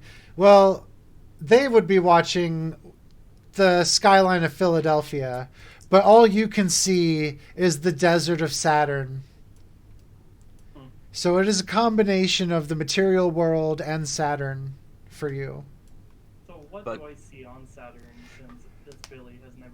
Saturn. Yeah, Saturn has fantastically large dunes of desert sand and impossibly dry heat with a bright blazing sun overhead, and once in a while you can see the crest of a sandworm, black and But white Sam, striped. I was a material girl. You said that this place would be impossibly quick moving. Is that correct? Yes, while you're in Saturn, time passes faster. But because of the twisted space and because of fairness, I'm going to say the patio is okay. I want to go explore Saturn. I didn't actually get to do that last time. Really? Oh. I will tell you. I'm like, all right, if you're gonna do that, more power to you. Damn. I just want you let me give you your options. I'm not saying no, but first there's a large drop. Hold on. I'm sorry. Just I'm sorry, that was too good. Also explore Saturn. What? You what? Ew, what? That's when you know you went off the DM's page. Yeah, right. Just, I mean, you were are here. you sure about that? You were here when we wrote the page. We did it together, so I feel like you caught yourself off guard with that one. Hey, don't need to call me out like that. So yeah, there's a big drop off to get to the floor. I mean the desert sand. So you would have to find your way back up either way. But you could probably levitate back up. But you also have to take into account that time will be passing. Whatever. Okay.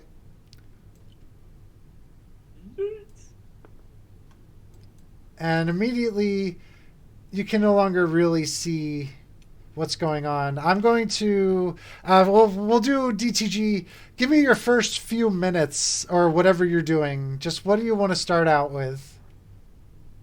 I want to go see if this is Saturn or if I'm in a... Yeah, I don't necessarily believe this is Saturn. I'm trying to see if this is just like some test, some bullshit. Okay. Some fucking weed I smoked that was just like, I'm fucking high still. Like, I don't know. All right. Do you want to use a power? I want to reality warp the sand around me into something into something that you would see on Earth, maybe like a concrete or a sidewalk or something, so I can just have a path to follow for a while. All right. I'm gonna say this is a difficulty of 2 to make for the sand and bumpy environment. There. I'm gonna go to the bathroom real quick while Okay. everything's happening on Saturn. Cool. 11.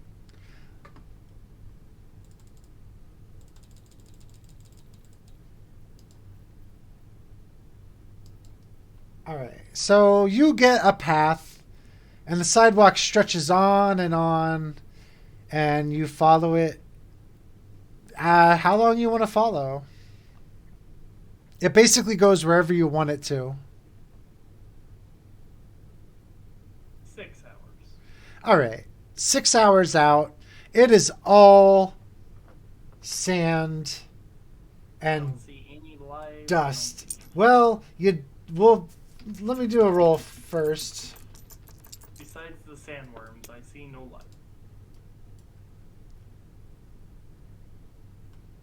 At 326. I'll just tell you the roll so that I feel like you should know how I'm reading the die. Okay.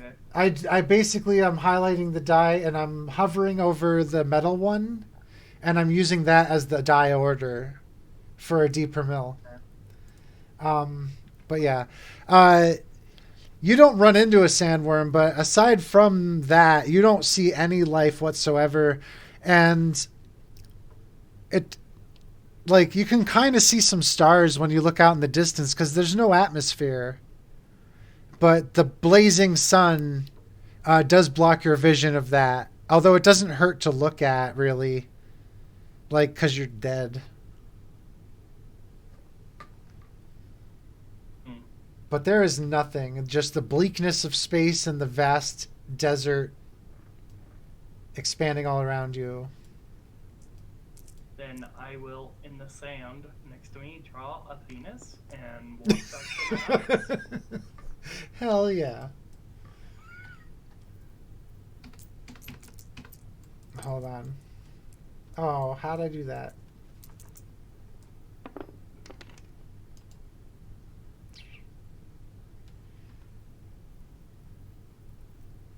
You're very lucky. Ooh. Am I now? A little bit. How lucky is lucky? You follow the sidewalk back and it stops right underneath the platform that would be the patio. And I'm going to go back to Tiethulhu if he's back. Yeah, I'm here. So, Eliza, we're going to assume that you pick up as soon as Billy stepped off the edge. And you see Saturn and the patio warped together in this weird space. Can you just watch Billy go? Yeet! Yeah, you could I'm going to say you do know that Billy did walk off. Jumping off the cliff. Yeah, and well, actually, he's fucked. If you want to watch him, as soon as he steps off, he falls extremely fast, creates a sidewalk, and zooms off into the distance. Like, you couldn't catch up to him. He's just like, zip, woo, as he speed walks away at fast motion. What? Well, I guess it's just up to me now. Normal speed for me. It is normal speed for you. Oh, goddamn, that's cool. I'm sorry, Tiethulhu, what? Like always, it's up to the lesbians. And she takes a step out onto the patio and is like looking at this adorable couple. And she's just like, I think I got a good way of making them scared without making them angry. And she, I'm assuming that since this is a patio, there's like a hose or something nearby. Sure. Like mounted to the house. Or, Yeah. I think that's a good one. Hose. And since they're on a little swing, like going back and forth with each other, I'm gonna when it starts going back, I'm gonna use telekinesis to pull it back even further than they expect, and then tie it off with a hose. Wait, say that again? So when they're on a backswing, I'm gonna pull it even further, and then use the hose that's mounted to the wall to tie them off, so they're stuck leaning a little bit leaning forward. All right. Are you using telekinesis? Oh yeah. So I'm gonna say this is a little difficult at a +2. You just roll the straight thing. I'll do the adjustment. All right. 6. Oh god. Actual. Not a 6? I'm debating on using my point for this because that does sound like a very strong power play. Wait, I'm sorry. That's on me. This time you can spend a point. It's not. No, you don't need. It's not your skill point. It's your power pool. Okay. Yeah, you spend one of those points to increase by 5, but you have to do it before you make your roll. Okay. I didn't know how it worked. That's fine. So you could use it now. Yeah. I now that I know, I'll be able to. So that's the one. And now, what's your total with the 5 bonus? 11. I'll keep note for future reference. Yeah. I just didn't know. All right. So you managed to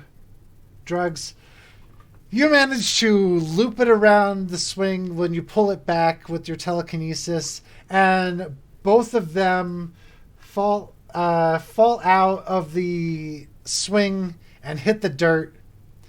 And a curious little thing happens as Sam's hand passes the barrier. You can't see past that. So his hand disappears in your perspective. Oh no. So that's kind of the limit of this space here. Oh, fuck. And she just starts walking in circles, just like, what do I do? What do I do? What do I do? What do I do? Now, Sam's hand is fine when he gets back up.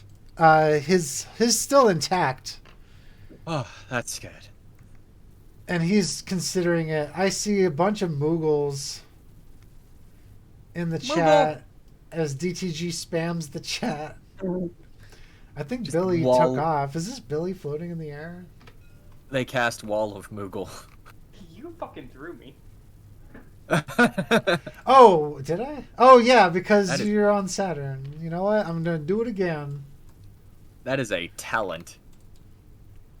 I love how they just suspend it in the air now. I Yeah, it remember just, when like, shoves it. I remember when they used the old tabletop simulator would teleport it just randomly on the map, and sometimes it'll like drop it into a sack. Aw, I think I recall that. That sounds annoying. Yeah, that was like ages ago. This is so much better now, though. I hear that. Yeah. S- Fun. I got one better. oh, Got a better emote spam. oh.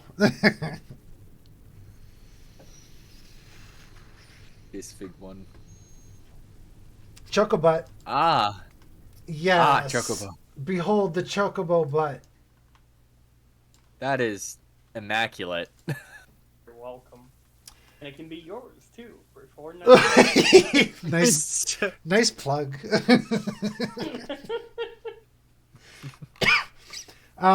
So they help each other up, and then they examine the hose. Sonny unties it. He's incorporeal. They can't examine the hoe. Ah, I see what you did there. No, I like that meme. There was a meme that's like, as a trans femme, you're out with your friends, and everybody's AMAB, and one of your friends says, "Where the hose at?" And it's just like, it's me. I'm right here. I'm the hose. Ah. But Sam reels the hose back in, and Sonny like unties it and walks it closer, and they go to put it back. Oh, we can't see those emotes on the tablet here. You can see him on the stream. Which you could totally Actually, watch and follow. Oh, on. I just realized I have an emote field on the broadcast. I forgot about that. Holy smokes. So yeah, everybody can see those. That's hysterical. I think what you Yeah. mean is ha ha ha ha. I can't be too loud. By the way, that Seymour face Yeah, is a screen grab from the game. yeah, he makes that face. Really? That It's is weird. A real face. That is not Photoshopped. The Seymour only Derp. thing that we photoshopped, because GOA made that emote, was that we took the very front piece of hair and we photoshopped it down a little bit so it's easier to see. But the face is completely untouched. That's is great. real. He does that on the PS2 version. They fixed it on the HD version. Ah. But damn it. But if you ever play the PS2 version, when he marries Yuna, that is a real screen grab. That is Micah is amazing. talking. That is immaculate. And so Also, I like to see more derp.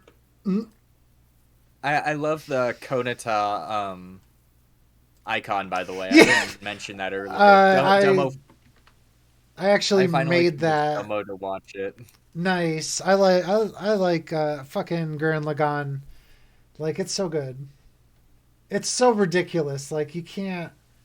The only show That's that one- I think goes harder than that is like Excel Saga or Kill la Kill. Honestly, Excel Saga goes pretty hard. Yeah. Hail Il Palazzo. Eventually, they get everything situated, and Sam and Sunny walk back inside to watch television And haha balls. and haha balls. Oh, hey, you both ended up with the same PowerPoints. I know. It's so great. So, when I get Oh my back, I want gosh, we're to crazy. get back on the patio. It's still gonna be a minute or two. I'm gonna give Tiethulhu, what do you got in mind for the next like 12 or 13 hours? Oh my gosh. So they're in that room. You see, the hard thing is Me. like Sam is such like an easy to anger person, and Sunny is actually easy to get. But like finding that balance is the hard thing. I need to find out what Sam is scared of. Drugs. Drugs? Drugs.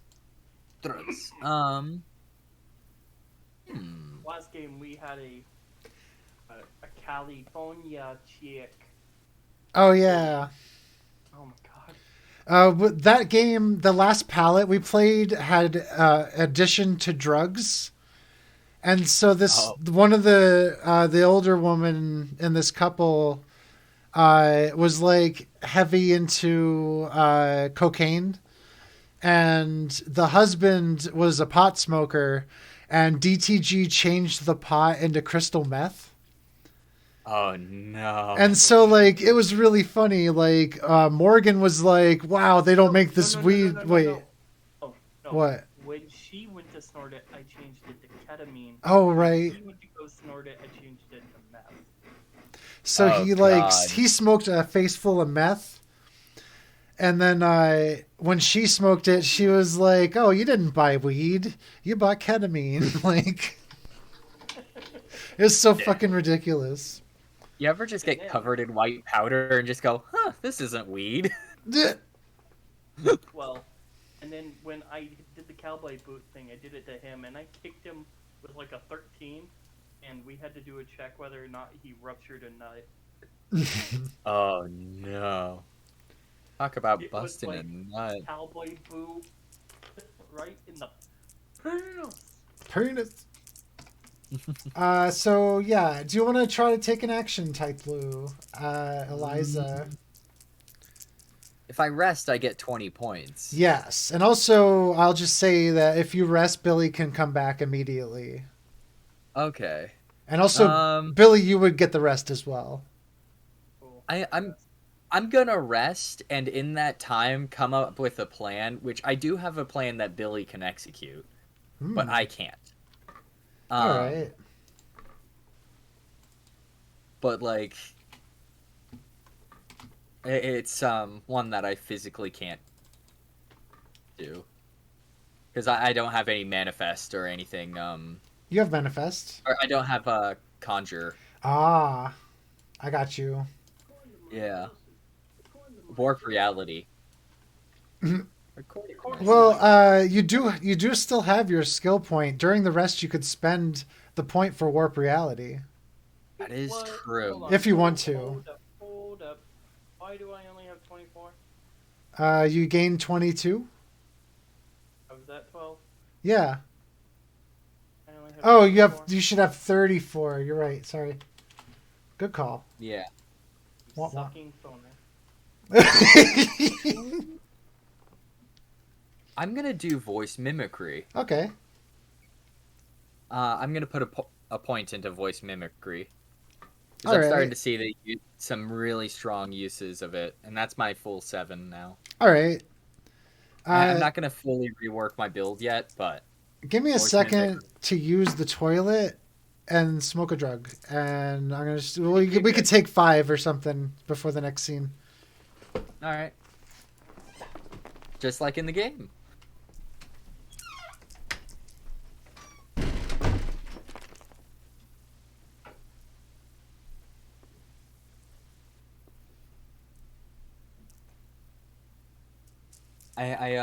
I came up with a plan on how to get information from them. Drugs? I was gonna use voice mimicry to like make it sound like a casual thing, like, "Hey, I know there's a bunch of spooky stuff going on here. Uh, is there anything that, out of curiosity, is there anything you're actually scared of?" Just like make it sound like a casual conversation while they're just sitting there watching TV, and then you can use manifestation to put it into the room, or warp reality to put something into the room, That works. which would be a really great trick. And if I use voice mimicry, that way it splits up the amount of points you're using. We could make it sound like whatever we want too. That's true. I think that's a pretty strong duo play that only harvests off of fear. And if we wait like a little bit, so that way the question like isn't fresh in the mind, it wouldn't be anger, it would be fear. And I think that would be To not be suspicious. that's true. We could save it for a while and then do a quick nod back to in a few, like 2 days. I think 2 days is a good wait period. We're like conspiring behind Ruber's back as they're just All trying to good put. players should. Yeah. It's the perfect plan.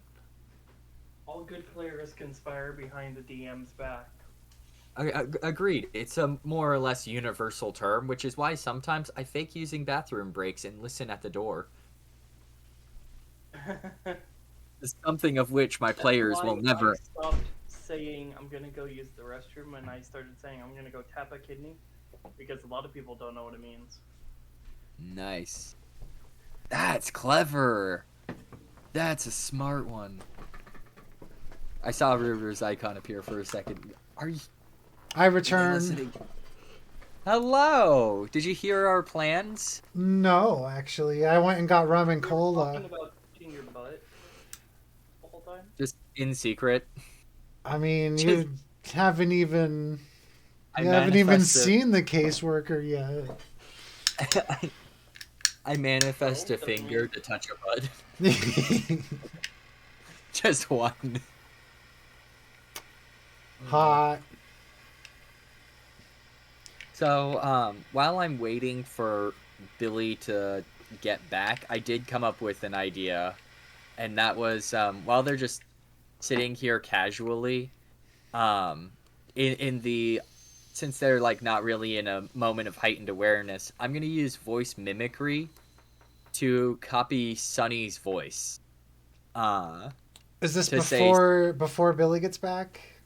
Before Billy gets back, because I Okay. came up with a plan for when Billy gets back, and it's gonna be interesting. All right. While they're just casually sitting around, I'm gonna copy Sunny's voice and go, "Hey, I'm sorry that things are acting so weird. I just don't get what's going on. It's just so scary, and I'm just really worried. And I just wanted to know what you're scared of." While they're watching TV. Yeah. Like if they're just casually watching a movie and it's just like a cute Alright. couples moment. Yeah. How? gonna- Now, do you want Sonny to hear this though? No. Okay. I'm gonna wait for like Sunny to get up and go to the bathroom or something. All right. That's easy sitting enough. there for, We like- could just say that eventually. Like making it sound like it's further away, but like right where I am. All So right. only one of them actually hears. Okay. I'm gonna I don't want this to fail, so I'm gonna spend a point. All right. An extra point on it. So you'll get a +5. 6, 7, 8, 9. 14? God, now I have to try and not overshoot it. 14 or a Uh, 12, I see. Unless you want to try the low roll.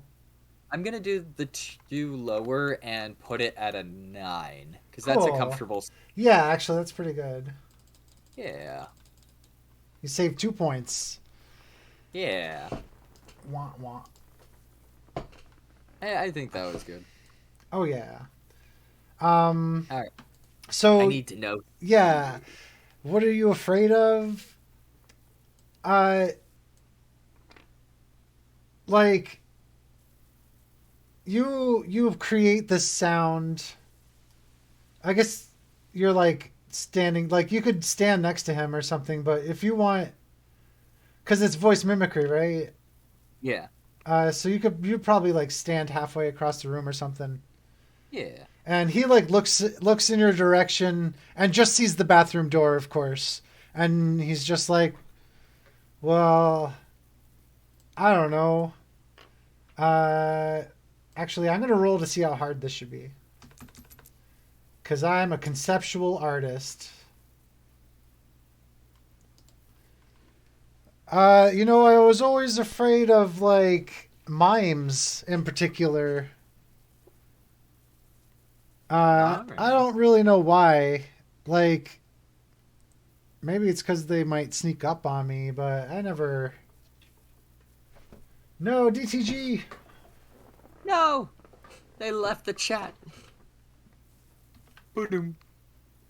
Damn, I was just about to bring Billy back. Damn, mimes. The only thing I can't manifest. You Oh god. can't manifest a mime? I don't have warp reality or conjure object or shapeshift. Damn, shapeshifting would be great right now. Did Oh, you? Billy has shapeshift too. Yeah. Did you spend it? You still have that point, right? I mean, spent it in you'd have to wait for the rest. Yeah, I'm not gonna change my points. I'm gonna take that minor loss and just wait for Billy to make his way back. All right. Because I think there's a lot of potential with mimes.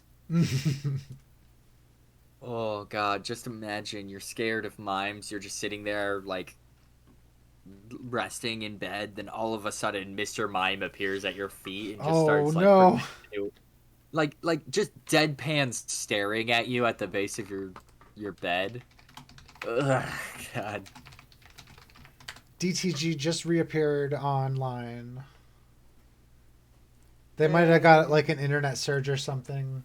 Something has been like something always happens like during our recordings. Last week oh yeah, so crack boom outside, then bam, I'm sitting in the dark. LMAO. Really? That's what she says. Well, if you can hear me, if you could still connect to Discord, just get in the call. We could just play it. Phone data. Oh, no. Well, don't listen to my stream. Jesus Christ, that's going to burn your data. It's also gonna be like isn't it like on average like 10 to 15 seconds behind too? Yeah. Yeah. Unlimited data. No, I meant that she could reconnect to Discord. Oh. And like the only reason I'm doing this in Tabletop Simulator is so that we have something to look at while streaming. Like you could play this game with no objects, just keep track of everything, and 3 dice. All you really need are the 3 dice. And DTG can roll in the chat. Oh yeah, because I have a die bot. yeah. I love that dancing Jotaro though. The little I couldn't resist. As soon as Twitch was like, you can have animated emotes, I was like, Jotaro dance. Yeah. Needed it. I love that one so I wish much. it doesn't animate on the emoji on the screen though. So on the recording it's just red. Really? Yeah, I see it on the street on the little tablet in game. Oh yeah. Is it animated in there? Yeah. Oh wow. Yeah. I fucking love it. Boogie down, Jotaro. Totoro. Middle Jotaro. Wah, wah, wah, wah. Hello. Hello. Hey, bitch. Hey, welcome back. Hey. So I can operate your mechanical things from this end. Okay.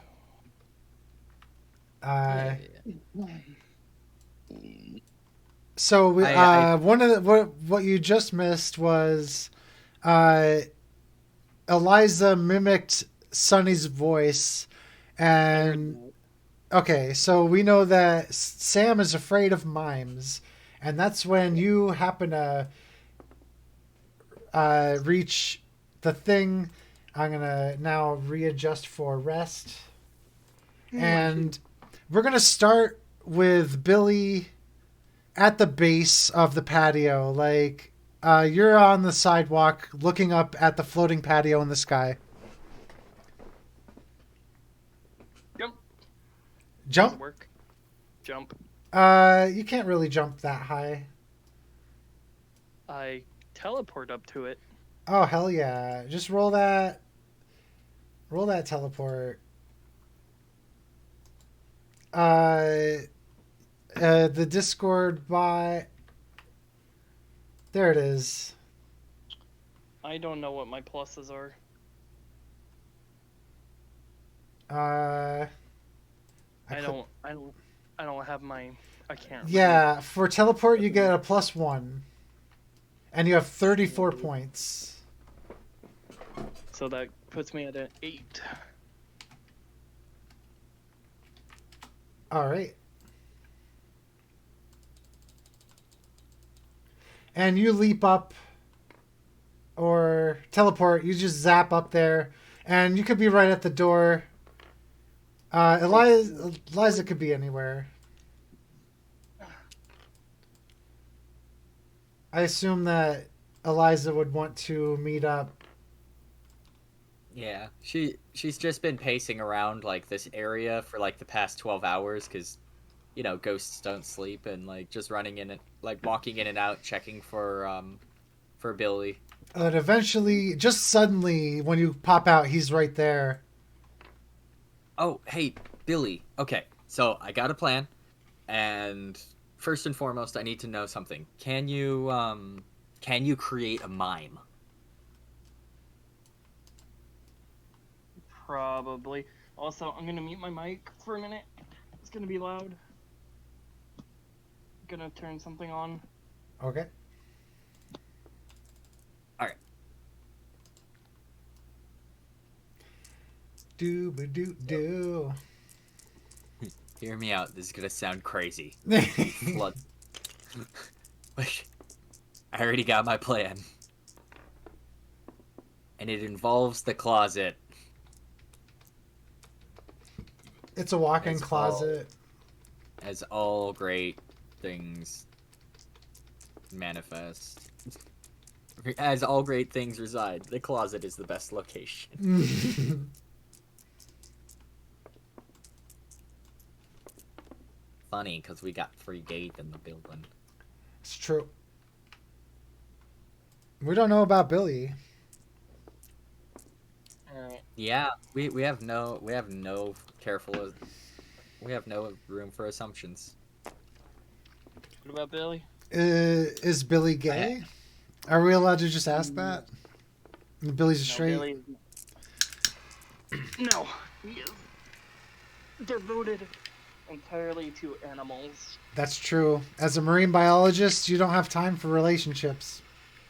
I am. Damn. He would totally be completely non-interested in sex or relationships or anything of the like. Oh wait, did we talk about this? Did we like confirm he's asexual? I guess we just now did. Nice.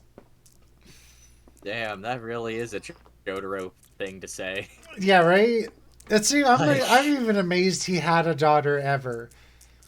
Like, well, like, Jotaro is the person from my dance emote. Yeah, Right. and that's the JoJo's Bizarre Adventure character we've been referencing with your marine biologist. In part 6, it's revealed that Jotaro became a marine biologist, settled down, and had a kid. And everybody's still wondering how, why, and when he had, like, Jotaro had time for it. True. Right. Yeah. And, I yeah, guess JoJo's it's just better than Billy. the level of coincidence is very immaculate, to say the least. Kismet.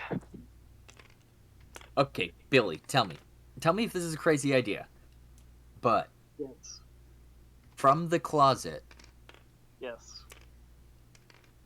a fuckload of mimes just crawl out. Like, now that we know that Sam is terrified of mimes, we just flood the room with them.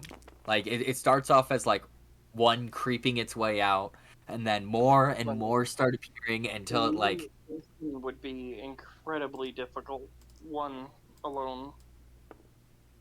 So let's do it. Well, here, wait. If we need to create, like, a lot of them, though, what if it was, like, mime puppets?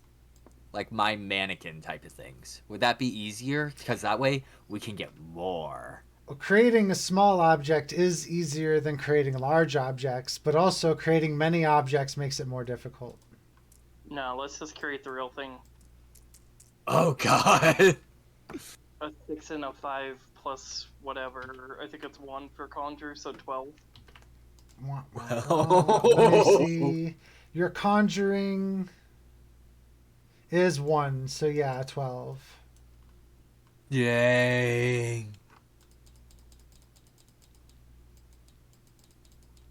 So what Now we're that- saying is brutal. To conjure Yeah. a mime out of the closet. Yeah. So, as I guess Sam is stepping out of their closet. Well, I guess this is like a bathroom or something. I don't know what the fuck this building is, honestly. Like, what the fuck is this upstairs? Anyway, Sam is coming. Yeah, Sam is coming out of the bathroom. Oh, I tripped. He's gonna start playing around and making out with Sunny. And that's when the mime comes out, silently creeping. We make it scuttle across the ceiling. It's like the worst thing I could think of. Just imagine sleeping with your partner and a mime appears on the roof, like some kind of like demon obsessed like beast. I need to draw that. That's great. And so, Max stands up after fooling around, and Sunny gasps at seeing just a mime silently standing there. And then, as Sam turns around, he yelps in complete terror. Absolute terror. That's the wrong one. We're just going to keep stacking the wrong draw. Bonk. And he, just because you can't see, I'll tell you, DTG, that he leveled up. His fear increased 1 level, but his anger does not increase, as he simply rushes back into the bathroom and closes the door. Nice. And Sunny steps up to fight the mime. That is the greatest sentence I've heard.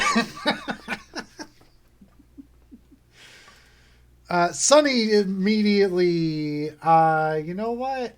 How good is Sunny at fighting? Careful, they got magic powers.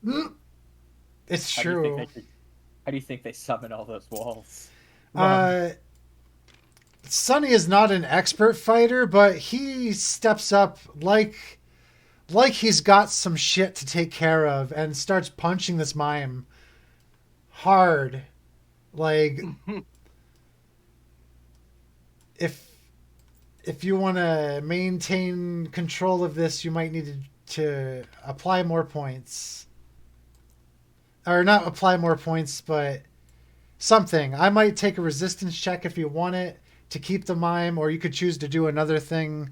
Let the mime be beat to death or something. Not to death, but... I want... Who stepped up to fight him? Sonny. I want to warp reality Sonny's hands to the size of dimes. Oh, Dimes! No. Oh my god. That's going to be mildly difficult at a +2. So give me that roll. My total is 13.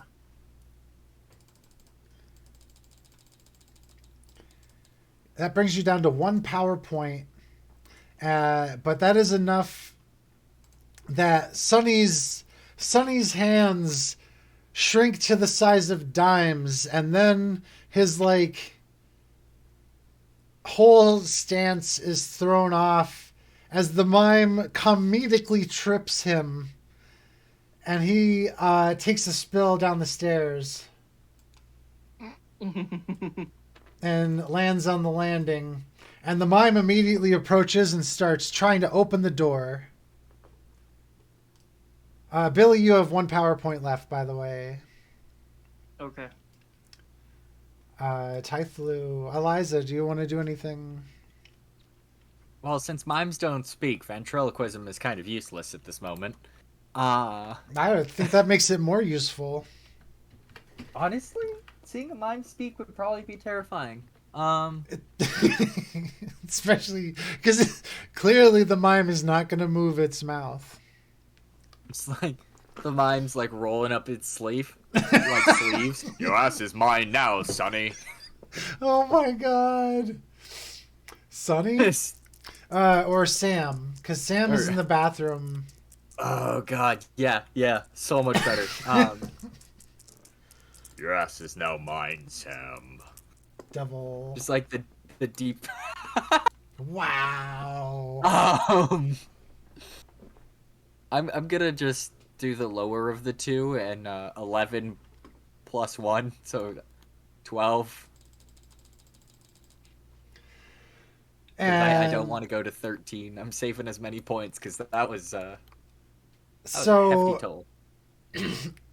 The mime bursts the door open and knocks Sam on the ground, and then you deliver that line in that deep voice, and the mime is just kind of staring at him, and then just starts doing the glass box like prop sketch right there in the bathroom, and it's barring him in. He can't run. So he just screams and is just like writhing around on the ground. And that's when Sonny stands up and rushes up the stairs with his dime-sized arms. Or dime-sized hands. I'm going to change his entire legs to the size of matchsticks. Okay. That'll zero you out. So just give me the straight roll. And is this warp reality? Yeah, so 13. Nice. With adjustment, that's still a great success. And Sonny can't even... He gets up, kicks off with his feet, careens through the air to catch the step with his next foot, and just lands with his torso flat on the stairs. And it's not to say he's not fazed. He is fucking mortified. In fact, I'm going to say that tops out his fear with the regular anger boost, which is here. But because of the dire situation, he's not ready to leave right now. So he's still clawing his elbows into the stairs to climb up with just the weight of his shoulder muscles. I mean, how would Sonny even run away on like? Yeah, right. He can't even run if he wanted to. But right now he is focused on protecting Sam from the mime.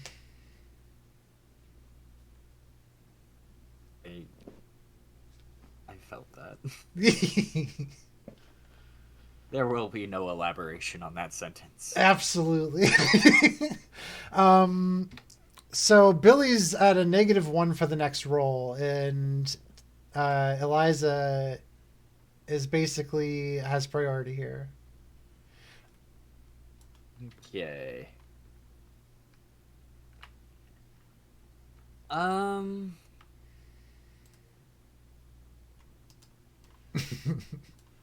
trying to think of a great way for telekinesis to play a part. We got somebody basically just laying on the ground. You know what would be really terrifying? Having your lover appear with no limbs.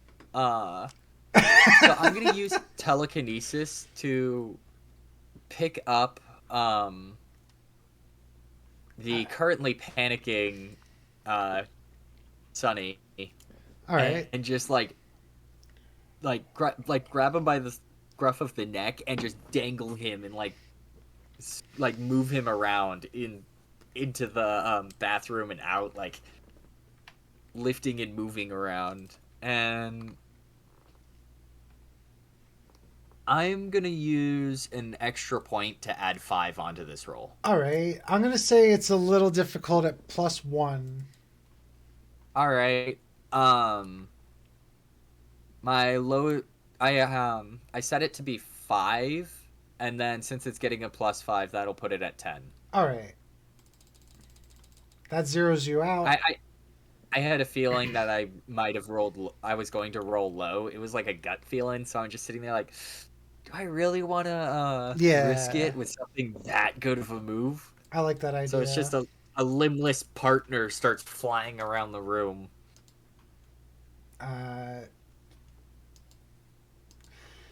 So you do pick him up, and he yelps a little bit in surprise as he flies down the hall. How do you handle the mime? It's a free play. Ooh. Spin the mime's head in circles. No, I mean, like, you have control of Sonny's body that is flying through the air.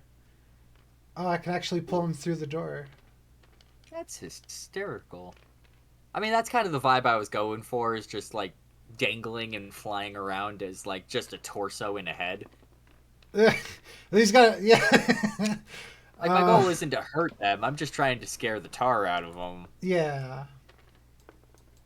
And then, like, maybe, like, throw them onto the bed so that way it doesn't, you know, like, kill them or anything or, like, break any limbs. All right. Plus floundering on the bed that, like, is covered in blankets. And I'm assuming it has a lot of pillows because, you know, LGBT. Yeah, right? I don't know about you other queer people, but I have a shit ton of pillows on my bed.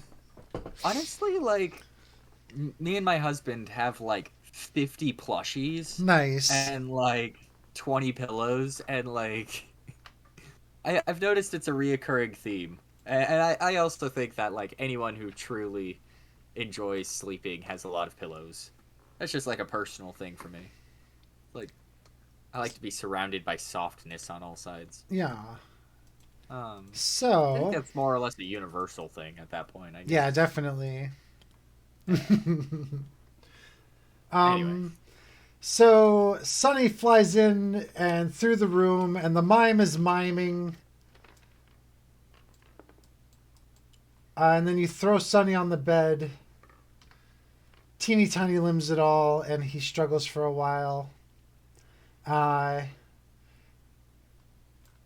This does frighten Sam much more.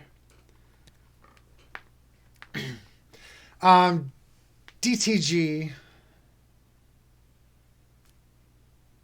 Can you hear me? Do you want to maintain your mime throughout this? Yeah. Do you want to... I'll still be watching. I have to be done playing. That's okay. Do you want to give me one more roll for Warp Reality? I'm sorry, I didn't see your message until now. Yeah.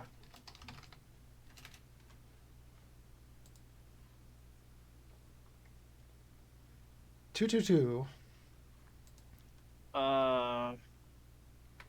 5. Okay.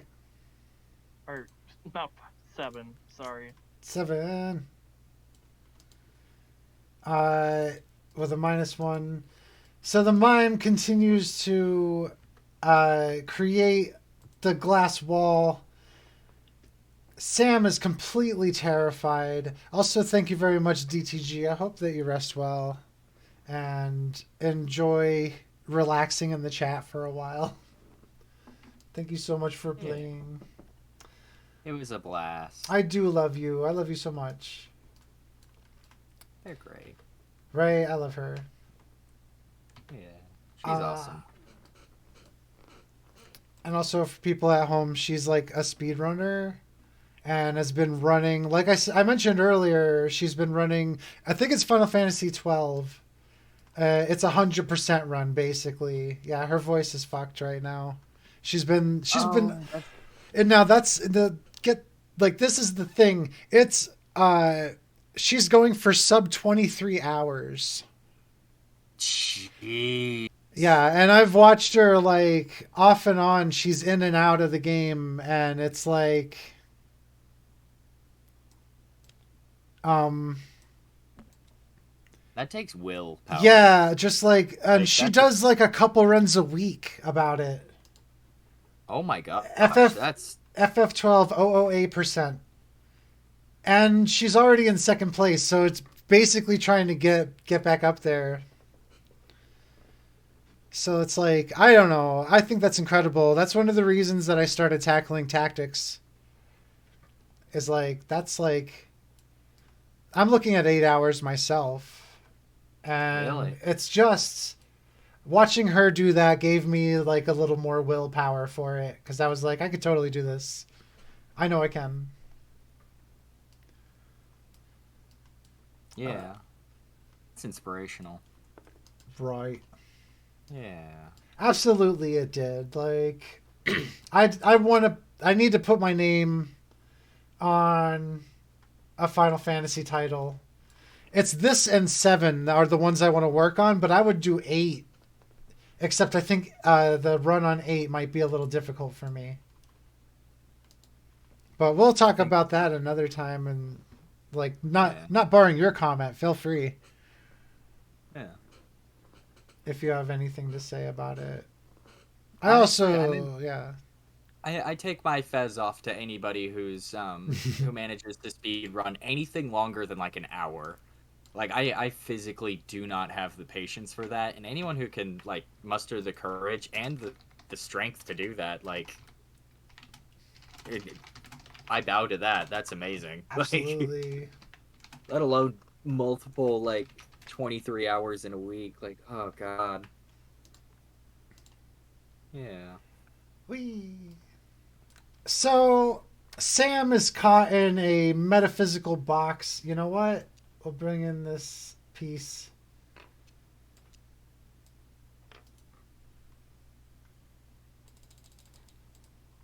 The mime. The mime is slightly larger. That's scary. Still kind of fit through the door. It's leaning over. What the fuck? Oh, that's terrifying. That's horrifying. Oh my god. And just because I can see it here, the mime starts gesturing, and he gestures a bunch of dice and figurines and just has a mini little Dungeons and Dragons style dungeon crawl. This occurs for about 20 minutes. If you want to make another roll in this time, feel free.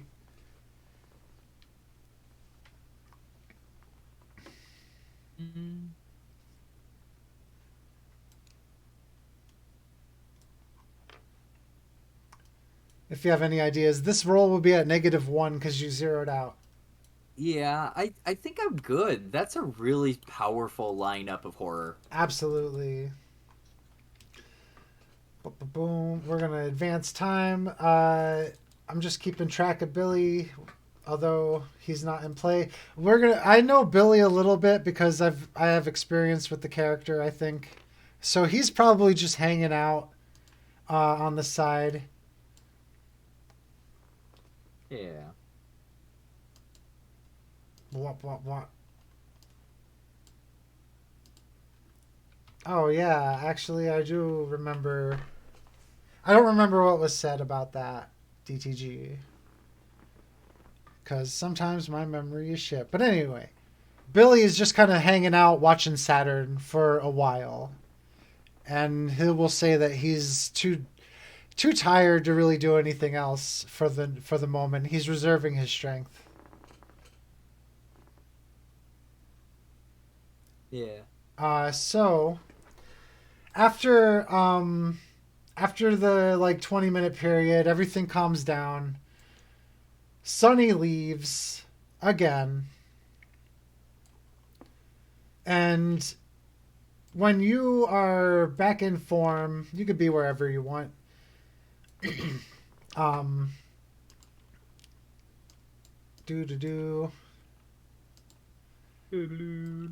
just thinking.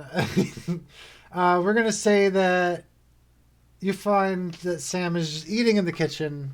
It's early in the morning.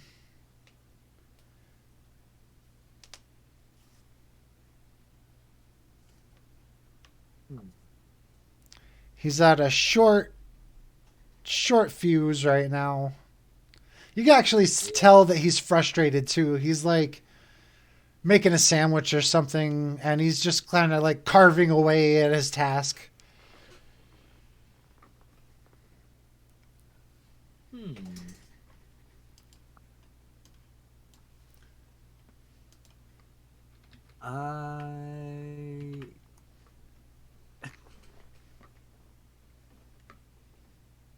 I'm just thinking about how ominous it would be if a random sandwich appeared in your fridge, like perfectly made. Yeah. I think I accidentally double ticked him, so he's not as angry. I forgot that I accidentally pulled an extra one out. Oh, no worries. Yeah.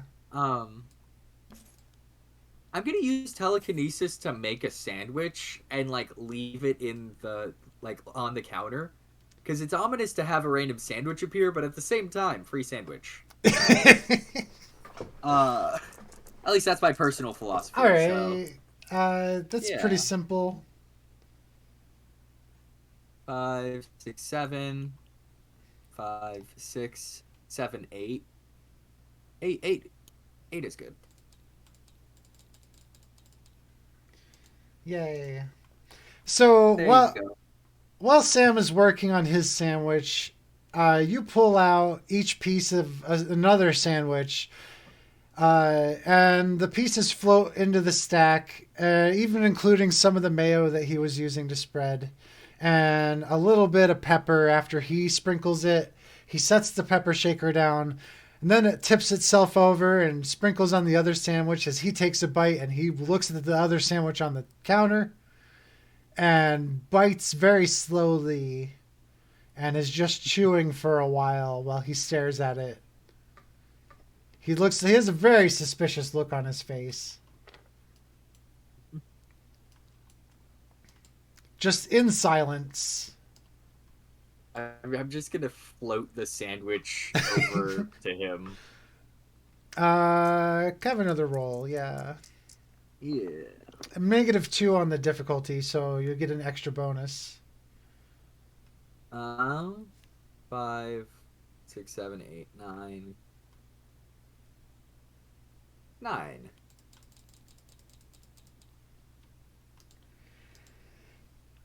And so the sandwich floats over to him and like waves in the air a little bit, kind of like almost like somebody was gesturing it to him. And he takes the cue and grabs the sandwich out of the air with his free hand, sniffs it, and then takes a bite.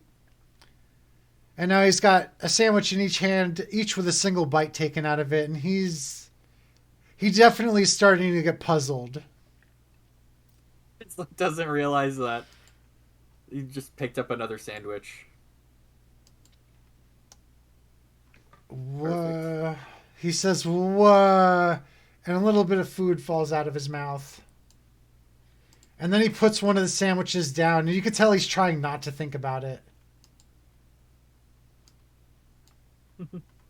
He just continues eating. You want to give it another whirl? I only got 3 points left. You zero out, so you won't go under. Like, it's not a detrimental roll. You just hit 0. Yeah. Which means you could spend a point. You could technically you could spend 3 points to get plus 15, and you'll have a -1 on the roll. That's the way I see it. Honestly, I'm gonna spend a point and draw a picture of a mime using telekinesis. Like, hold on, I want to look it up everything. real quick though. Okay, because if it like brings me to like -10, I don't really want to risk it. But like, I know tomorrow I'm gonna start drawing mimes all over the wall. Oh, it's 5 points for a +1, not 1 point for a +5. Oh. We got that That backwards. No, I was confused because you can spend 1 ability point. You could spend a skill point. Like for your abilities, you could spend 1 of those to get 5 points in your total. Oh. And so you could All spend right. 5 of these points to get 1 on your roll. And it's too late now. We're just going to have to run with what happened. But from now on, I guess... Isn't that that's funny? Like, you ever play a new game and you just play with a roll all wrong for like hours? Yeah. Yeah, that happens at any RPG. Right? Even ones I know well, it happens from time to time. Oh, you know what? Like, there was a time... Okay, I used to LARP a lot, right? And... Yeah. There was a real confusing encounter where a demon came in. I was playing a tank fighter, so melee, and I had a really large weapon so I could keep people at range. And like the LARP is like the DMs are a bunch of staffers that dress in costume and attack you and shit. So Yeah. they knew that I was encamped there and they wanted to stop me from buzzing the encounter. So they sent a demon in who teleported in and immediately broke one of my legs and one of my arms.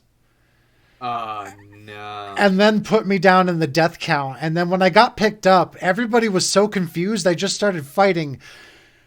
Nobody said anything for like 2 whole minutes. And then we get to the middle of the field. And we're talking, like, everything calmed down, and we're like, fuck, that was a demon. We're just reeling from the encounter. And then all at once, everybody was like, wait, aren't 2 of your limbs broken? And I was like, oh, fuck. So then I just threw myself on the ground, and we just played it out normally from there. It was like, yeah, we won't talk about that free fight I had, but... Yeah, I felt that. Anyway. Wait, aren't your legs supposed to be broken? Oh, yeah. shit, I forgot. You forgot? Yeah. After that, we got into another fight, and since I had 1 good arm and 1 good leg, I was still swinging into the fight. So that was a fun time. I'm also 6'3", so just it's not even enough to say that I was doing it. I feel like people need to know that I'm 6'3", and the weapon I was using was like 2 meters long. Nice. Yeah, so I still was like posing a threat. I feel good about that encounter. I don't know. Yeah. Anyway, 2 sandwiches. Sonny, I'm gonna say he finished the one and he starts on the other before giving you the option to do something or rest. I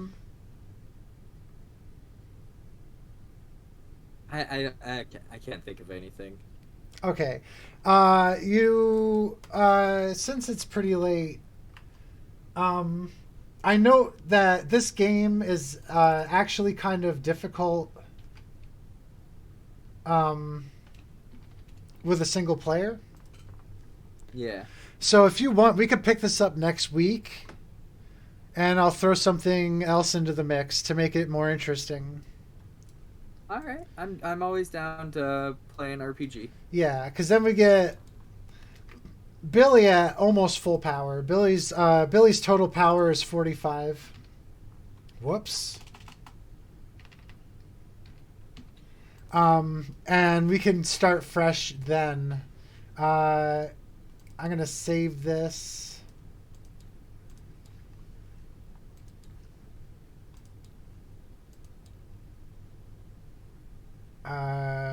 Yeah. Oh, overwrite. There we go. And also, you said you wanted dungeon tiles? I can find them if No, I now that got. I know it. I have them. I have them. I like. Hold on. I'll just.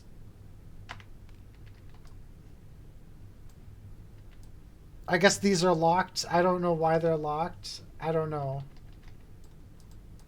Whatever. Anyway, let me. Maybe just I don't know why I can't select them. Oh, there you go. So if you hover over them and click L, it unlocks. yeah. So well, that's all of the dungeon tile set. If you, oh my God, no. So Here, I'll save it to my items. yeah, we can move them all into a little pile because I have them scattered because they belong on a bigger table. All right. I already got them collected. Okay, cool.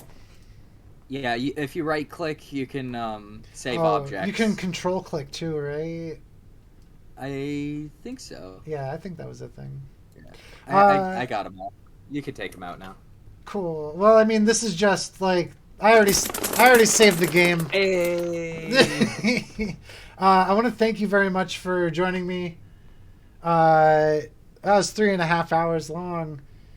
I'm happy I was able to join. And thanks to DTG for playing as well. We're gonna do this again next week, same time, 11:30 Eastern time is the stream. And I usually I've really been releasing the videos the following day, which is pretty nice. Is there anything else you want to say, Tiethulhu? I gave DTG a really long shout out when she left because like I will also want you both to get recognition and stuff. Don't forget to like, follow, subscribe, do whatever you want on whatever format you're on. Yay. Remember, Tiethulhu watches. Tiethulhu. I like Tiethulhu as like a character. I will appear in random places when you least expect me, like a mime. Oh my God, that was so freaky though. It was perfect, and I drew out partially what I imagined was going on. And it is as horrifying as I wanted it to be. I gotta see that eventually. I'll send it on the Discord. Nice. Discord plug! Oh wait, yeah, I have a Discord. I guess I should talk about that. As an art server called Batman using Darth Vader's lightsaber to fight Jaws. You could see it in my About section in the links. And also have a beautiful week. And this will come out on Wednesday, so have a nice midweek.